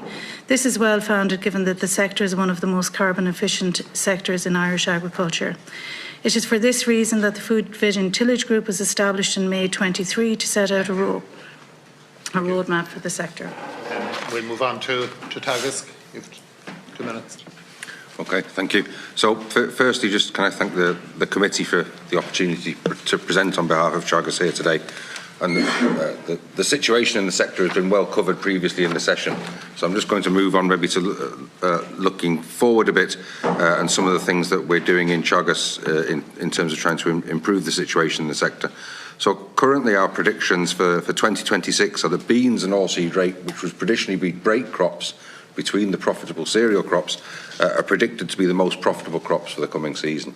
In the case of beans, that's due almost entirely to the protein aid scheme, which Louise just mentioned, and I think in terms of oilseed rape, probably because of a reduced production of oilseed rape in the UK due to flea beetle and the need to feed I think it's 3 large oilseed rape presses that they have there that they're sourcing a lot of the crop in Ireland or what they can. And barley and wheat, the most widely grown crops, are predicted to be the lowest profitability available to farmers. So just moving on to what we've been doing from a research perspective in Teagasc, and I must say with a lot of support from the Department of Agriculture, Food and the Marine, we've been looking to develop higher value markets for Irish tillage crops. In particular, for example, the drinks industry, and we've established, with capital support from the department, the National Centre for Brewing and Distilling, which was mentioned briefly earlier, that we've been trying to demonstrate the value of Irish wheat in terms of whisky production and to get more Irish grains utilised in the drinks industry. We've also had a number of projects looking at fractionation, particularly of protein crops, to try and develop human food ingredients and get some of the pulses and the peas that we can grow into those higher markets. And as again was mentioned very briefly earlier, about 18 months ago we developed a life cycle assessment tool for Irish combinable crops, and earlier this year that was incorporated into AgNav, and early results indicate that Irish grain has a very low carbon footprint and in comparison to international competitors, and we would hope in the future that that would support the use of Irish grain. Thank you. And before I go to members, what I would intend having done is to follow the same rota that we had earlier, but I'm very conscious that there are speakers on the rota who didn't get an opportunity to speak earlier. So if it's the agreement of the meeting... Pardon? If the speakers didn't get an opportunity last time, I propose to get an opportunity first. Very good. Very good. Are we in agreement? So we'll open with Centre Lynch. 5 minutes each, and we can come back for another round if there's time left after. And thank you very much to Teagasc and the department officials for your presentation today. Look, I suppose as we're all aware, the tillage industry here is facing massive challenges. Whilst it inevitably needs aid, I think it needs more than that in order to make it sustainable. I mean, I suppose the vision for the future of tillage has pointed out different things on this, but I suppose how are we going to put that plan into action? And in terms of the aid which is being predicted and increased, the importance of targeting that aid to tillage farmers to ensure that it is genuine tillage farmers that are accessing this aid, as opposed to maybe dairy farmers who are taking out extra land for irrigation purposes, that this goes directly to tillage. I'm conscious, I suppose I'm saying that as somebody coming from a dairy background rather than a tillage background, but I think we have to respect the crisis that the industry is in. I was in Killashee there 3 weeks ago at the IFA meeting where you had about 1,000 people in attendance. We are aware of the difficulties that are there and what are we going to do to fix them. So I suppose my first question is that as to whether or not you can say that any aid granted will be targeted directly at tillage farmers and ensure that that will be the case. I'm happy to take that, Senator. So there are very targeted supports already for the tillage sector. The strong corporation measure, protein aid has been mentioned. And already this year, Minister Hayden paid out $32.4 million in supports for the tillage and the horticulture sector. So, I suppose the negotiations on the budget are ongoing, so, we have to await the outcome of those negotiations. But it's very clear we have a Food Vision tillage report that set out an ambition to grow the sector to 400,000 hectares by 2030, and within that there's an ask from the stakeholders in the sector for supports direct for the tillage sector. So we are obviously we're bound by the budgetary allocations that we receive.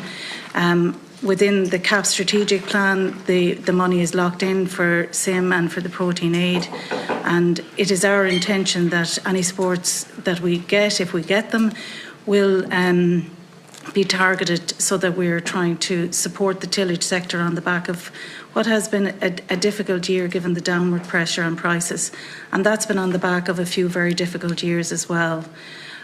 So, our intention is to support the tillage sector, and we feel that we've done that. And for instance, there's another support that's out there this year is the Farming for Water EIP, And again, within that, there's a very specific, and all farmers and all, we all have a commitment to improve water quality. But within that, there are some very targeted supports for tillage farmers to grow catch crops. And there was a significant expression of interest from growers for that measure. So, there are specific supports for the tillage sector, and the government, in the programme for government, are committed to supporting the tillage sector and to growing that sector. So I can't really add any more. Yeah, no, look, I appreciate where you're coming from with us, that I'm looking for more strategy, but look, I'm aware the budget is next week and everything is yet to be finalised. So also then just in terms of support for the processing industry, as far as there's been a lot of investment in storage, as to, I suppose, can we guarantee funding towards that? Because for the past 10 years there has been incredibly little investment in that kind of storage and processing. So sorry, can you just clarify processing? For the financial support for the processing industry of grain, for like drying and storage. So for farmers who are drying grain? Yeah. So we don't have supports for farmers who are drying grain at the moment. There is no support that I'm aware of. We do have the tillage incentive capital incentive scheme under TAMS that provides specific supports for tillage farmers. So yeah, but it's not targeted at storage. There has been underinvestment in that in terms of storage of grain. And if you're talking there about drying storage, I suppose also the fact that you have to pay a commercial rate on drying storage, whereas you don't in terms of general agricultural buildings. And it's another massive cost for tillage farmers that are drying grain and storing it. Okay, so look, I'll have to take that away. Like, Barry, go on. Yeah, I just want to come in just on that point. Under the TAMS, under the TAMS Tillage Capital Investment Scheme, there is a specific category. There are specific categories of support under that particular scheme, and one of those categories is support for grain storage and grain treatment. So that TAM scheme, it does cover that. There is an investment ceiling of 90,000 on that tillage capital investment scheme, with a grant rate of 40%. And under that TAMS 3, like it is a very popular scheme. And to date, under TAMS 3, there has been $8.5 million paid out under the tillage capital investment scheme so far. And that doesn't include support for tillage equipment under other schemes like the Young Farmer Scheme and the Organic Scheme. Thank you. Deputy Fitzmaurice. First of all, thanks for coming in. To Teagasc, Mr. Spink, you said new markets. What's the value of the market last year, this year, and the year before? How much extra in millions have you created for tillage farmers through distilleries and all that in higher prices? As yet, we haven't, because we're only... So what's the point in the usual palaver that comes in talking about markets when it's pounds, shillings and pence that farmers need in their pockets, not talk about new markets that's not delivered? Where are they if you have said you've done the work on them and got them? No, we're just starting. I mean, it's going to take a while to shift some of those but do you realise that at the moment, like... Give them a chance to answer. At the moment, we have, say, the dairy minister coming in knocking down the door.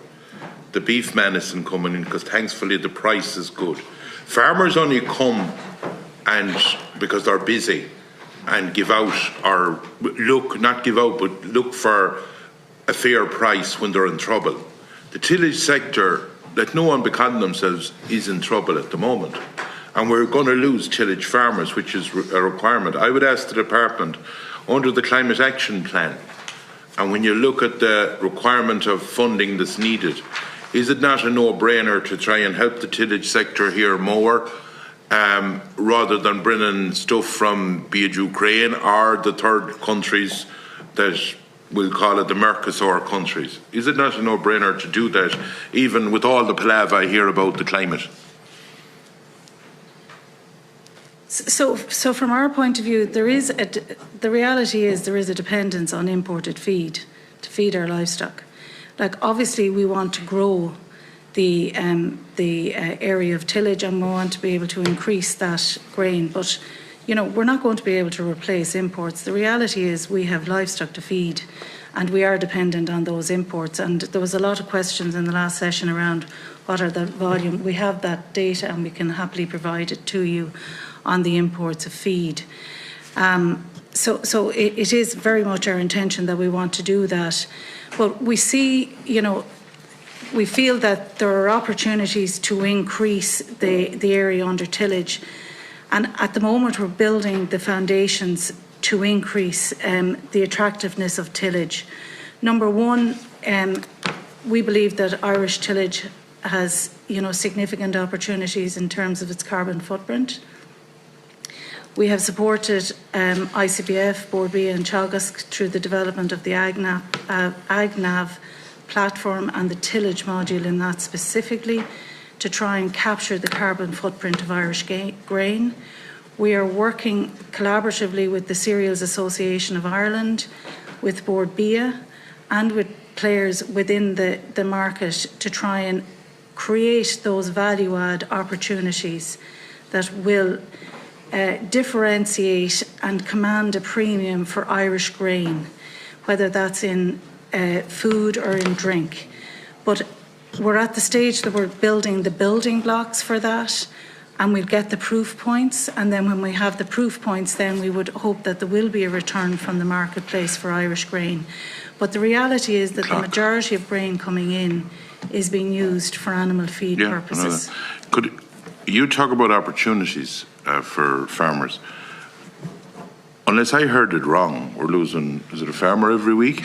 Is that correct? Out of tillage. That's not an opportunity, that's a loss. Just that you'll understand it. And I understand that grain will come in because we haven't enough in this country.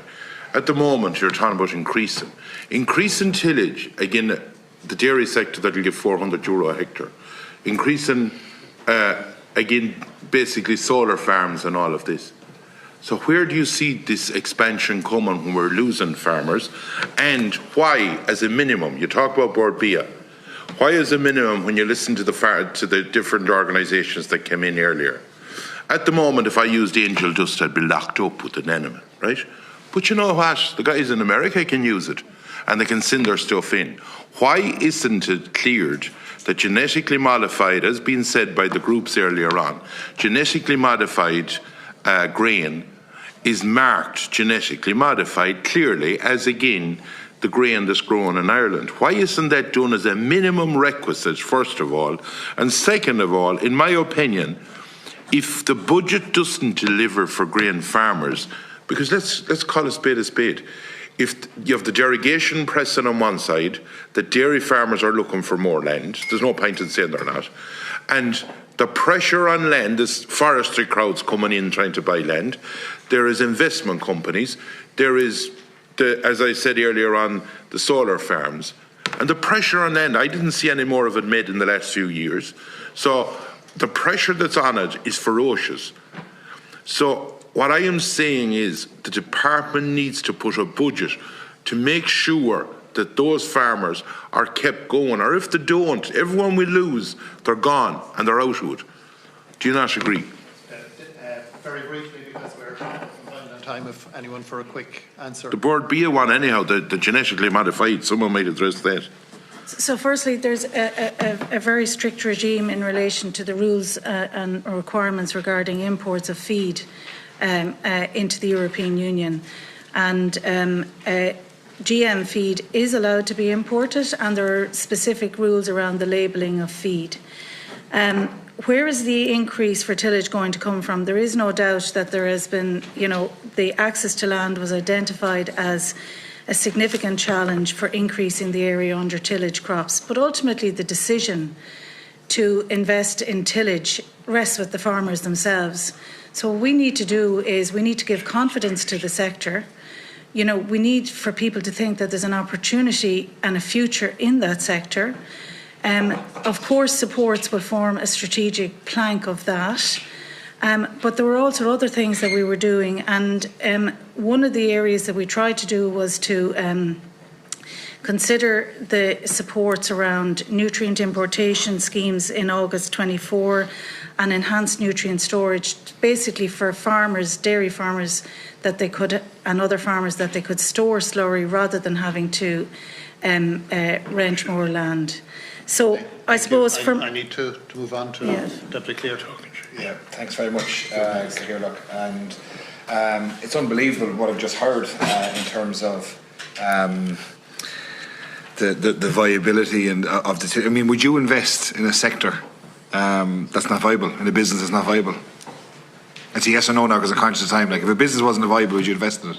So the reality honestly, is, I'm really conscious of time now, so it's yes or no. The tillage sector has peaks and troughs. But if a sector is not viable, if a business is not viable, would you invest in a business if it wasn't viable?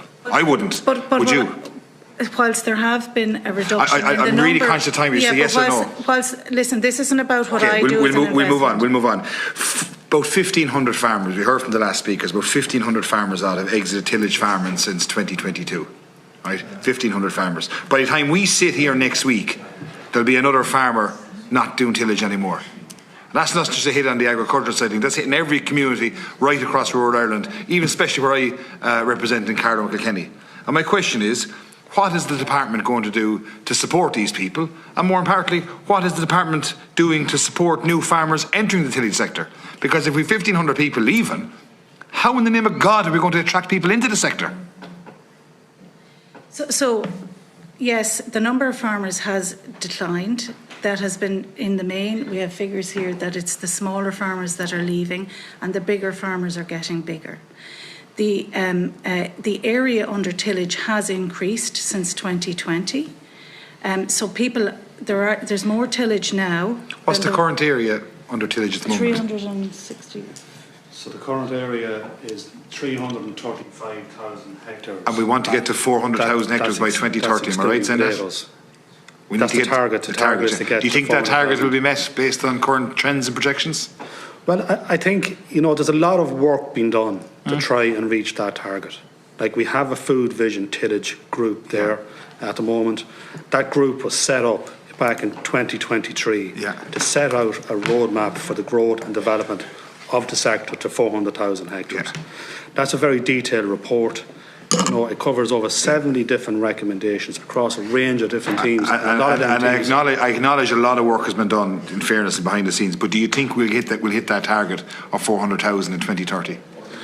I think it's very ambitious now, given where everything is. But you'd be confident we get to that figure. I think if we continue to work on the food vision tillage group, and the implementation, the recommendations in that report, and with the target supports, based on the trends over the last 5 years, we'll say, will we hit it in 5 years' time? Look, it's going to be challenging, but if you consider it, like back in 2018, the overall tillage area was down around 300,000 hectares.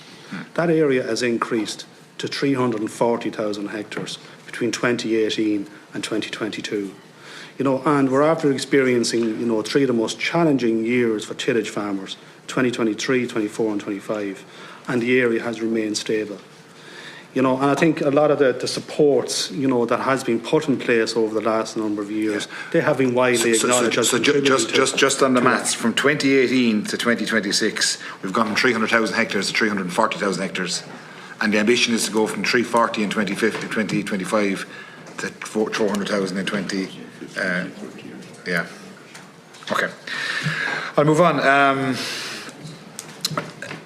What is the department doing to promote the use of technology and data in the tillage sector to improve, I suppose, efficiency and sustainability? Yeah, look, I think, tillage farmers, have been, very good adopters of new innovation and new technology. They have been early adopters. And if you look at under the TAMS scheme, for example, there's a lot of new innovation and new technology that's been supported on the TAMS, with the objective of, trying to increase the efficiency of farms and also, having a more kind of precise approach that delivers, environmental benefit also. There's a lot happening in terms of the innovation in space, in terms of crop breeding as well. Like, the department has a very comprehensive variety trialling programme in place at the moment, and we're seeing, you know, a lot of, you know, new varieties coming through the system, you know, with good sustainability traits. For example, you know, the winter barley varieties coming through now with you know, BYDV resistance and so on. But the whole area of crop breeding is undergoing a lot of development at the moment, particularly in the area of NGTs. You know, and that's an area that the Department of Agriculture is leading on, and you know, at a European level. You know, it's something we are very supportive of. You know, it's something that has huge potential, you know, in terms of breeding new and better varieties that can result in, you know, benefits for both consumers, you know, farmers, and the environment. You know, so that is progressing, and we are very supportive of that. Yeah, I'd just like to make a comment too that as part of the TAMS scheme that farmers are availing of, GPS technology is one of the key things that they benefit from and that they apply for. So that generates a lot of data and on live data for tillage farmers. And as Barry rightly says, their tillage farmers are probably the most forward-thinking farmers in that regard in terms of the use of data, technology and sustainability. And at the moment, one of the projects that we're starting up currently as we speak is to move slurries from the dairy sector, pig sector, and use them on tillage crops in the spring. And that takes a lot of technology, it takes a lot of boxes in terms of sustainability, fertilizer requirements, all that type of data and that type of information. And I'd just like to welcome you on here again today. And you know, if you like, we would have spoken to a group beforehand that were in here, you know, pleading with us to make sure that the programme for governments are honoured, and we'd like to looking for a special a ring fence of money for 5 years for the tillage sector. And they're the only people that we had in with us looking for this pre the budget. And I just want to say, like, they're working here just, you know, for the good of the time to come here, but they're here because they're in a very serious situation. And you know, when we look at this, and I know you've answered the question. Well, I don't think you've answered it, but I mean, when you say that you're going to increase for 400,000 hectares, I guarantee you will be sitting here in 5 years' time. You will have dropped below what you had today. I can guarantee you that, because I don't know anybody, and I'm a farmer, I don't know anybody that's going in, that's going into tillage. I know people that's exiting tillage, and I think it's very wrong that people are exiting tillage, because I'm around long enough to know that when you had 30 and 40 and 50 cows, you could make a living, and that has doubled and trebled and quadrupled now in order to do it. So tillage is the same, and that's why the small person has been taken out of the tillage. What do we call a small person? Like there's no way, absolutely no way, would you make an income on 100 acres of tillage. Not a notion of it. So therefore, when you look at the average farm size, so they have to come out of it now because they're no longer viable. But you know, what I can't understand is that, you know, we see all the schemes, and you're saying all the schemes that are in there, you know, already being supported. And if that's happened, why is there so many people walking away from it? Why have so many tillage farmers that were very good tillage farmers in this country gone into milk cows? That turned the whole areas into milk cows. Why? Because of the profit level that was there. And not alone the profit level, but the projected incomes over the next 10 years. And the price per litre that they can cope with when it drops A, B, C or D, they're still in a profitable situation. Like, I just can't understand it, and I was never a grain grower, so one thing I could never understand was, you would cut your barley today, you would send it into the malt house, and you'd be told you wouldn't get a price of it maybe for 6 weeks or 8 weeks after. Could you ask a dairy farmer to produce milk and not know what he's going to get for it, take it off in the lorry, and we'd be told 2 months after what we get for it? So, I mean, this is crazy stuff, lads. And anyway, we just forget about that. I'm just trying to make the point to you. And also, can I just ask you, like, on the food vision thing, can I ask you, when did you last meet on the food vision? That's a question direct. Could I have an answer on that, please? February. Of this year? Yeah. And this is October? Yeah, but do you think that that's progress? So that report, we met, we provided an update on the progress. It doesn't mean that work hasn't been ongoing. There's been significant work been ongoing across the actions in the Food Vision Tillage Report. And the Food Vision Tillage Report is for all stakeholders. It's not just directed at the department or Teagasc. All stakeholders have a role in trying to increase the area. I do accept that hitting 400,000 hectares is going to be really challenging. The reason why people have moved into dairy is because dairy is more profitable. Yeah, but sorry, can I just ask you? We're not here to talk about people moving to 400,000 hectares. I'm not talking to you here today, and I'd like to come in to ask you, how are you going to stop the people that's going out of it? Because I know 3 people that's gone out of it. They're finished this year. So how, that is do you realise the reality out there? Like you did say it yourselves, that the bigger person's getting bigger. The only way that I can know that is farms that come up for sale, and if it's not a dairyman, it's the likes of Coolmore or someone like that buys it, right? And they're all going into tillage. But there is I don't know any young person, I certainly don't know any young person, male or female, that's opting out of what they're at and going into tillage. There's not a bank manager to give you a €20 note to do it in the morning. Like when you go into the bank now, the first thing they ask you is what? Are you in cows? I'm saying to you, please listen. We've lost 200,000 suckler cows out of this country. And if I was here, or whoever was here 10 years ago, they should have insisted on your predecessors in backing those people to keep those cows. They're gone. They won't be back. Those really good stockmen are gone, and it's all gone. And they've gone. They're diversified. Look, the same is happening to tillage. It's there before your eyes, and all these schemes that you have put in, and I thank you for putting them in. I thank you. But the bottom line is, it's not enough. And that's why I would prefer Teagasc, everybody that's here today, to sit down with the Minister, the Minister for Agriculture, the Minister for Finance, and I have to say Jack Chambers the whole time, whether you like it or not, because he's the person who give enough amount of money into the department. And all I just want to say is, if you don't give that money, I can tell you, you'll have less people in this time next year. I need to move on to I'm not blaming the individual, I'm just giving you the facts, lads, and read history, to read the history of agriculture. Kenny has the floor. Thanks. Thank you very much, Chair, and thank you for your presentation and your work. First of all, I just have 2 very small questions, and I know there was looking for quick answers often doesn't work on this, but these are really ones that do you produce policy? You're not policy producers. You implement. No, well, I would argue that the Food Vision Tillage report is a strategy for the sector. It's a policy. Obviously, EU policy and the CAP proposal is coming from Brussels, and Ireland obviously will feed into those negotiations. So absolutely, we are producers of policy. There's no doubt about it.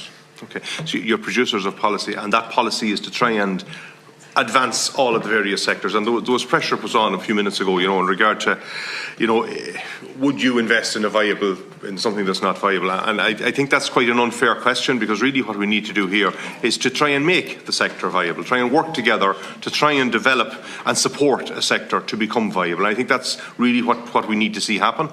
I think there's certain aspects of this that obviously, we're talking about support and decisions that the Minister will make in regard to what supports they'll put in place for the sector. And that's the Minister's decision to make that support. And, I think sometimes, Chair, I do often hear, and politicians are very quick to blame Europe for things that go wrong here.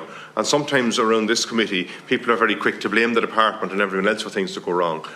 People that are responsible primarily for putting the supports in place and for doing the policy is the Minister. The people that are elected, not in fairness to the people from the department or the people from Teagasc. So I think it's unfair to be coming in here, putting pressure on them as if they are not the people who are doing or who are responsible for this. Yes, you collaborate, you work together to try and produce a vision for moving forward. That's what the food vision is. But in fairness, it's the Minister and it's the people who are elected who do the policy, and the people who elect them need to look at what policy there has been in the past and what failings there have been in the past, and if they keep electing them, they can expect the same failings. But that's my political speech over.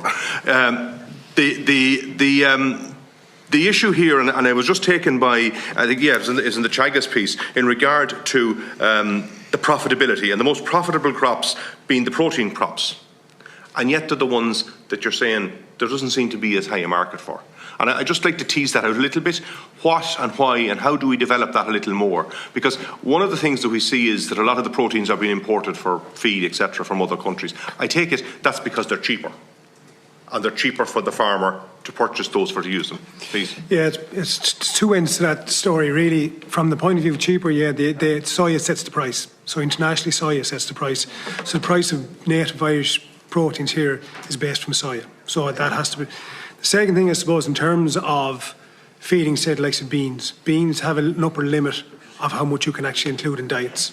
Okay. After that, you get problems with inclusion rates, with tannins, feed quality, all that type of thing. Now, peas are another alternative, which have a higher inclusion rate. So there are opportunities there for sure. I think the big problem is infrastructure in the merchants and in the cooperatives. They don't have the infrastructure really in a lot of cases to take in all this extra peas and handle all these beans in a lot of, especially the smaller mills. They don't have the capacity because they're built to take in grains, likes of cereal grains. So is there a need there to develop that sector, to put investment in to develop that sector, to make the long-term profitability or the long-term viability of the tillage sector requires a little more investment in that? At farm level, for sure. I mean, the protein aid scheme that's there has been a huge help. We've seen the growth of native Irish proteins grow exponentially over the last number of years, primarily because of the support that's there. So they are there. Those supports are there. It's at compound and feed level. That's where they need to be included more. You also mentioned that there was the possibility of looking at developing more processing opportunity in proteins, etc. I think it was 2 weeks ago, we were over on a trip actually to Denmark, and there was a cooperative there that was set up in the early 30s, and that cooperative was for potatoes, to produce potato starch, and the largest producers of potato starch, I think, in Europe. And I just wonder, in things like that, in ingredients, in protein ingredients and certain ingredients, is there opportunity from an Irish perspective of doing work on that? Because I'm conscious that when we want to build new sectors, we need the state to invest. Because if we leave it to do you know what I mean? If we leave it to the market to invest, the market will look elsewhere because it's cheaper somewhere else in the world. The state has the deep pockets and the commitment to invest. So I just wonder, is there opportunity in that we need to be looking at for investment from this point of view of the state? There are opportunities to add value. So what we've got at the minute is we've got an immediate problem driven by low world grain prices and high input prices. So we can't do anything about the world grain prices, but we can advise farmers how to use inputs as efficiently as possible and get the biggest bang for their buck. But longer term, what we need to do is add value so that the market returns a viable income to tillage farmers. We're not going to do it overnight, but what we need to do what the dairy sector did however many decades ago it was in terms of adding value to the milk. And you might argue that we should have started 20 or 30 years ago, a bit like when's the best time to plant a tree 30 years ago, failing that today. And that's a big part of the Tillage Food Vision report, and the work that's being done is to try and ensure that in the future the market returns a profitable return to tillage farmers. So those peas and beans sector that you're talking about, they're part of that. They have a big opportunity there, is there? Yeah. So and we're engaging with some commercial players in that space, and there are some ongoing discussions with other government departments in relation to, how we can support that those opportunities. So yes, we are working. Just finally, for once, the rotation crops that we talked about, people mentioned sugar beet here, which is a big. Is there still opportunity in that as a feed for animals, as beet?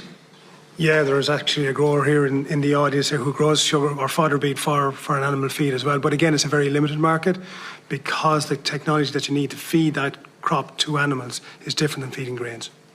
Thank you. I'll need to move on to Deputy Cooney.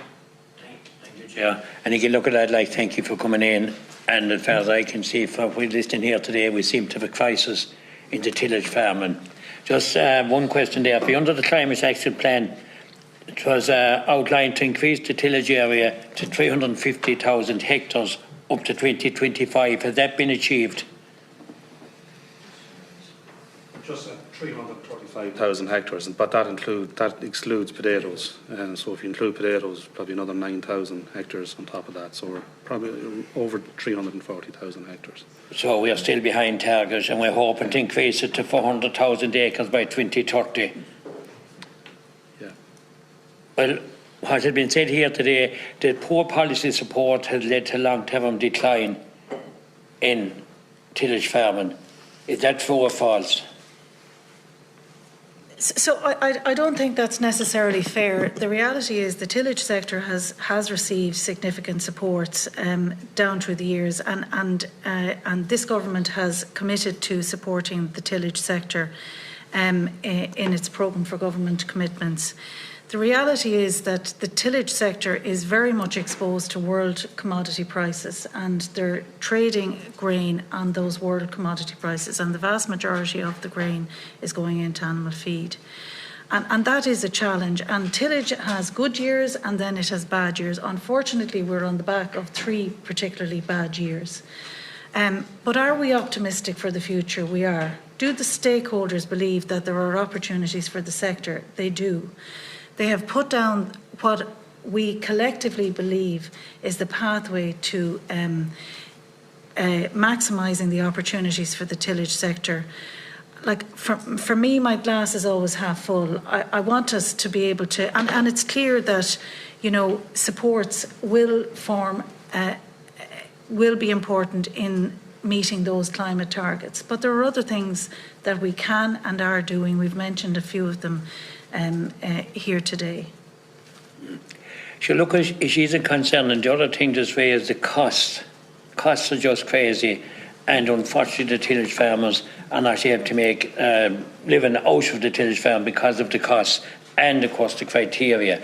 Could anything be simplified to try and encourage people to stay in tillage farming rather than getting out of it? So, do you want to speak about the costs? The costs probably come to me, and you're right, the costs have increased quite substantially. I presented figures at the crisis meeting back in Killashee a couple of weeks ago. Probably one of the things that really is hurting tillage farmers at the moment is the cost of rental land, and there's no two ways about that. I think the figures I showed on the night show that on your own land you can make a profit, albeit a modest profit compared to where it would have been 2 or even 3 years ago. But where you take rented land into the mix, the profitability goes. So you're actually eating into your single farm payment. So maybe there's something around in terms of policy. Maybe there's an issue around maybe tax incentives around leasing land on tillage farms that's destined for tillage farming or something like that. Maybe that's something that could be looked at. Just a suggestion. I mean, just come back to it, we looked at 5+ million tonnes imported in 2024. Like, that's an awful amount of grain to be imported. And I mean, we only could provide 1.5 million ourselves, 2 million in 2024. Could there be something pushed there to get a balance that we could produce more here in our country rather than importing? Could that be possible, or is it going to be way more cheaper to export it than put funding in to growing more here in our own country? I'll take that. I suppose it was mentioned in the previous session, and we're actively at the moment starting the process of putting a carbon figure on Irish produced grain, and I think that's an opportunity that certainly is available to us now, where we can now determine how carbon efficient our grain is compared to imported grain, and maybe look at making that a premium product, the same as it would be if it was going into whiskey or to Diageo, into Guinness or whatever it happens to be. That's an opportunity, I think, that's there that we can avail of. Well, I think it's important to try and encourage farmers to stay in tillage farming if at all possible. If not, it looks like they're going to die in our country. Thank you for your time. Thank you very much, Chairman. First of all, I want to welcome each and every one of you in here. And as you see, we have a serious problem. And I suppose the first question I have to ask you, as department officials, I don't know who's who, have you heard anything about the promise of 65 million by the 2 main parties in government? They announced it in their pre-election manifesto. Have you heard anything about this for grain farmers? That's a policy question, Deputy. It wouldn't be for civil servants to be answering policy. But I only asked them, see, have they heard anything about it? I heard it earlier on. He had nothing, so It wouldn't be for them to Yeah, answer. Deputy, the negotiations are ongoing. You know, I want to, he told the people of Ireland not to vote for independence. Yourself and your brother are part of one voice, please. So the Minister is engaging with the Minister for Finance and Public Expenditure on our budgetary allocation for 2026, and I think the Minister has been clear that in his priorities for Budget 26, tillage is included as one of his main priorities. Well, I hope that they deliver, but I do also hope that they don't take it from the sheep farmers. But anyway, I was amazed to hear Matt Dempsey there, because in relation to the differential between what's demanded of Irish farmers and beyond the import farmers that are exporting into Ireland. They are not required. We don't know what they're putting into the land to grow the grain. Do we do any checks in what's in the grain, or what's driving the grain, or how they grew it? We're being told that we can't only use we can use protected urea only next year. So we have a very comprehensive animal feed safety programme where we conduct official controls on feed imported into the country. There is a commitment from the Commission in their vision for agriculture to seek to have a stronger alignment on production standards applied to imported products with regard to pesticides, for example. So we are well aware of concerns around the import tolerance that's set for pesticides from time to time, and this matter has been raised with the Commission. We are also, the Commission have a recent call for a simplification process around feed and food safety rules, and that includes in pesticides. And we are expecting an impact assessment at the back end of this year from the Commission. So I think there are things happening to try and address maybe some of that. I suppose. All right, so can I ask, has there been any assessments up until now? No, so that we're awaiting the Commission's assessment in relation to those production standards. So and that may lead to regulatory proposals. And it is something that we're aware of, that we're engaging with on, and you know it's well understood. Well, can I say here, Chairman, that the word may will have to be taken out of it. It should be a regulatory proposal, and the same standards will have to be insisted on from the people that are exporting in here as to these poor fellas behind my back. That the standards are demanded of them already. There's an unfairness there that has to be sorted out, and I'm very concerned about it. And we also have a serious health issue here with cancer, and we don't know what's in their grain. So if we're inaccessible, we do know what's in the Irish grain that's being produced here. That's not fair, Chairman, and we want this highlighted right away to the Minister and make him understand. And now's the time to back these fellas and give them the 65 million and insist on the same standards with the grain coming in, and that the people buying it can only buy that grain, because that could be hurting and damaging our population, our youngsters, our old people, and it's a very serious matter. How soon is that assessment going to take place? Can I just say, in relation to the import tolerances with regard to pesticides, I want to be very clear that the EU regulations allow for those import tolerances to be set to facilitate trade, provided that the use is authorised in a third country and that there is no risk to the health of EU consumers as determined by EFSA. So I just want to be very clear on that, so there is no health risk. Thank you. And the last thing that I'll say, very briefly, you see, there's a whole lot of talk about carbon footprint and sequestering carbon, and these fellas are doing it automatically. And they need to be compensated for that. If there's no other reason why they should get help, That's a reason, because we seem to be spending any amount of money on climate action and stopping fellas going here and going there and doing this and doing that. But these fellas are we'll say they're helping the carbon footprint, and they deserve to be compensated for it or reimbursed for it. Thank you. Just to follow up briefly on one of the points that Deputy Ray was raising there about the standards of the production in elsewhere and compared to here in Ireland, the standards that the Irish tillage farmer has to meet to produce. Is there any measure made of that to see how much of a disadvantage the Irish tillage farmer is, as opposed to the same ton of product coming from elsewhere? Is there any kind of a measure of how much of a disadvantage they would be at, or what would be the difference between a ton from South America to or North America to here in the Republic? Not that I'm aware of, and I think the impact assessment that the Commission will do will potentially provide some of that data. Chairman, you have a second. Can I ask one question very quickly? Very quickly.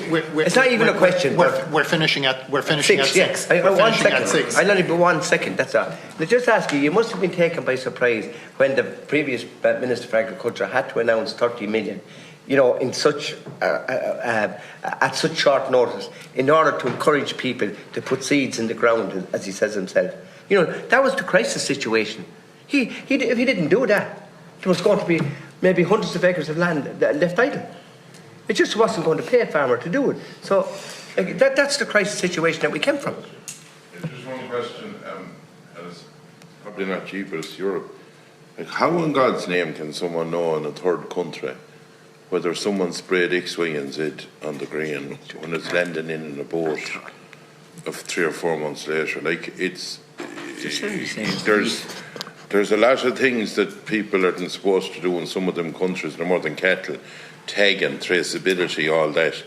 Sure, it's lula what goes on in some of them countries, but Europe are closing their eyes to it. Yeah, they'll sign it up in an agreement. I think the Mercosur, actually, what it said is that the only way you can be thrown out of the Mercosur agreement if you get out of that CAP or COP or whatever you call that climate agreement, if you're thrown out of that. And to be the same, and it's not ye cannot be looking at that, and I understand that fully. But like someone to go saying that if some fella sprayed whatever on the crop abroad in Brazil or wherever, that we're going to know then when it lands in Europe 3 or 4 months later, when it's combined, when it's gone in, and when it's like Europe is actually trying to think, they must think that farmers are pure, you know, in a world of their own, they don't understand it if that's what they believe is going on. Because we know, the likes the Farmers Journal and other crowds have gone out, the farming organisations have gone out, they've proved what has gone on in cattle, and let no one say it's any different in any other thing they're growing. Deputy Kenny, do you want to? Just one of the issues that come up several times during the conversation is in regard to all Irish food and Irish labelling of Irish food, and particularly the whiskies, the beers, all of that is obviously one of them that we have a lot of grain going into, but also obviously the feed that we have gone into our animals as well, which is producing our milk and producing our beef. In regard to all of that, is there any work been done as to what amount of input should be Irish going into something if it's going to be called Irish? If you know what I mean, and that's a question that I think is key to all of this, because if we don't get to that, we're going to let everything down. Thank you. And finally, a quick question from Deputy Healy, and I'll give you an opportunity. Just one more. If we don't have grain in Ireland, I know one thing for sure is we won't have straw to bed the cattle below in Kerry or Kilgarvan or any other one, because if we don't have grain, we won't have straw, and I don't see us importing. So there's a number of points there. Anybody? Yeah. So just to be very clear, going back to Deputy Fitzmaurice, in relation to what was sprayed or not sprayed on crops, we do test imports for pesticides, for residues of pesticides. So we capture that as part of our feed safety control programme. In relation to, is there work been done on setting a minimum threshold or a minimum requirement of native grain in dairy or beef rations. Is there work been done on setting a minimum threshold or a minimum requirement of native grain in dairy or beef rations? I would say industry themselves, there are some initiatives, so some of the co-ops and some merchants are producing native grain. There isn't a specific minimum set down, and I think if there would be some concerns from a legal point of view if you were to put a restriction on the amount of, or to basically impose a quantitative restriction on other grains going into feed. That would be a breach of the European Treaty on the Functioning of the European Union. Okay. Look, I really appreciate the input. There's a lot of information there. And look, on behalf of the committee, I want to thank you for your contributions. The next meeting of the Joint Committee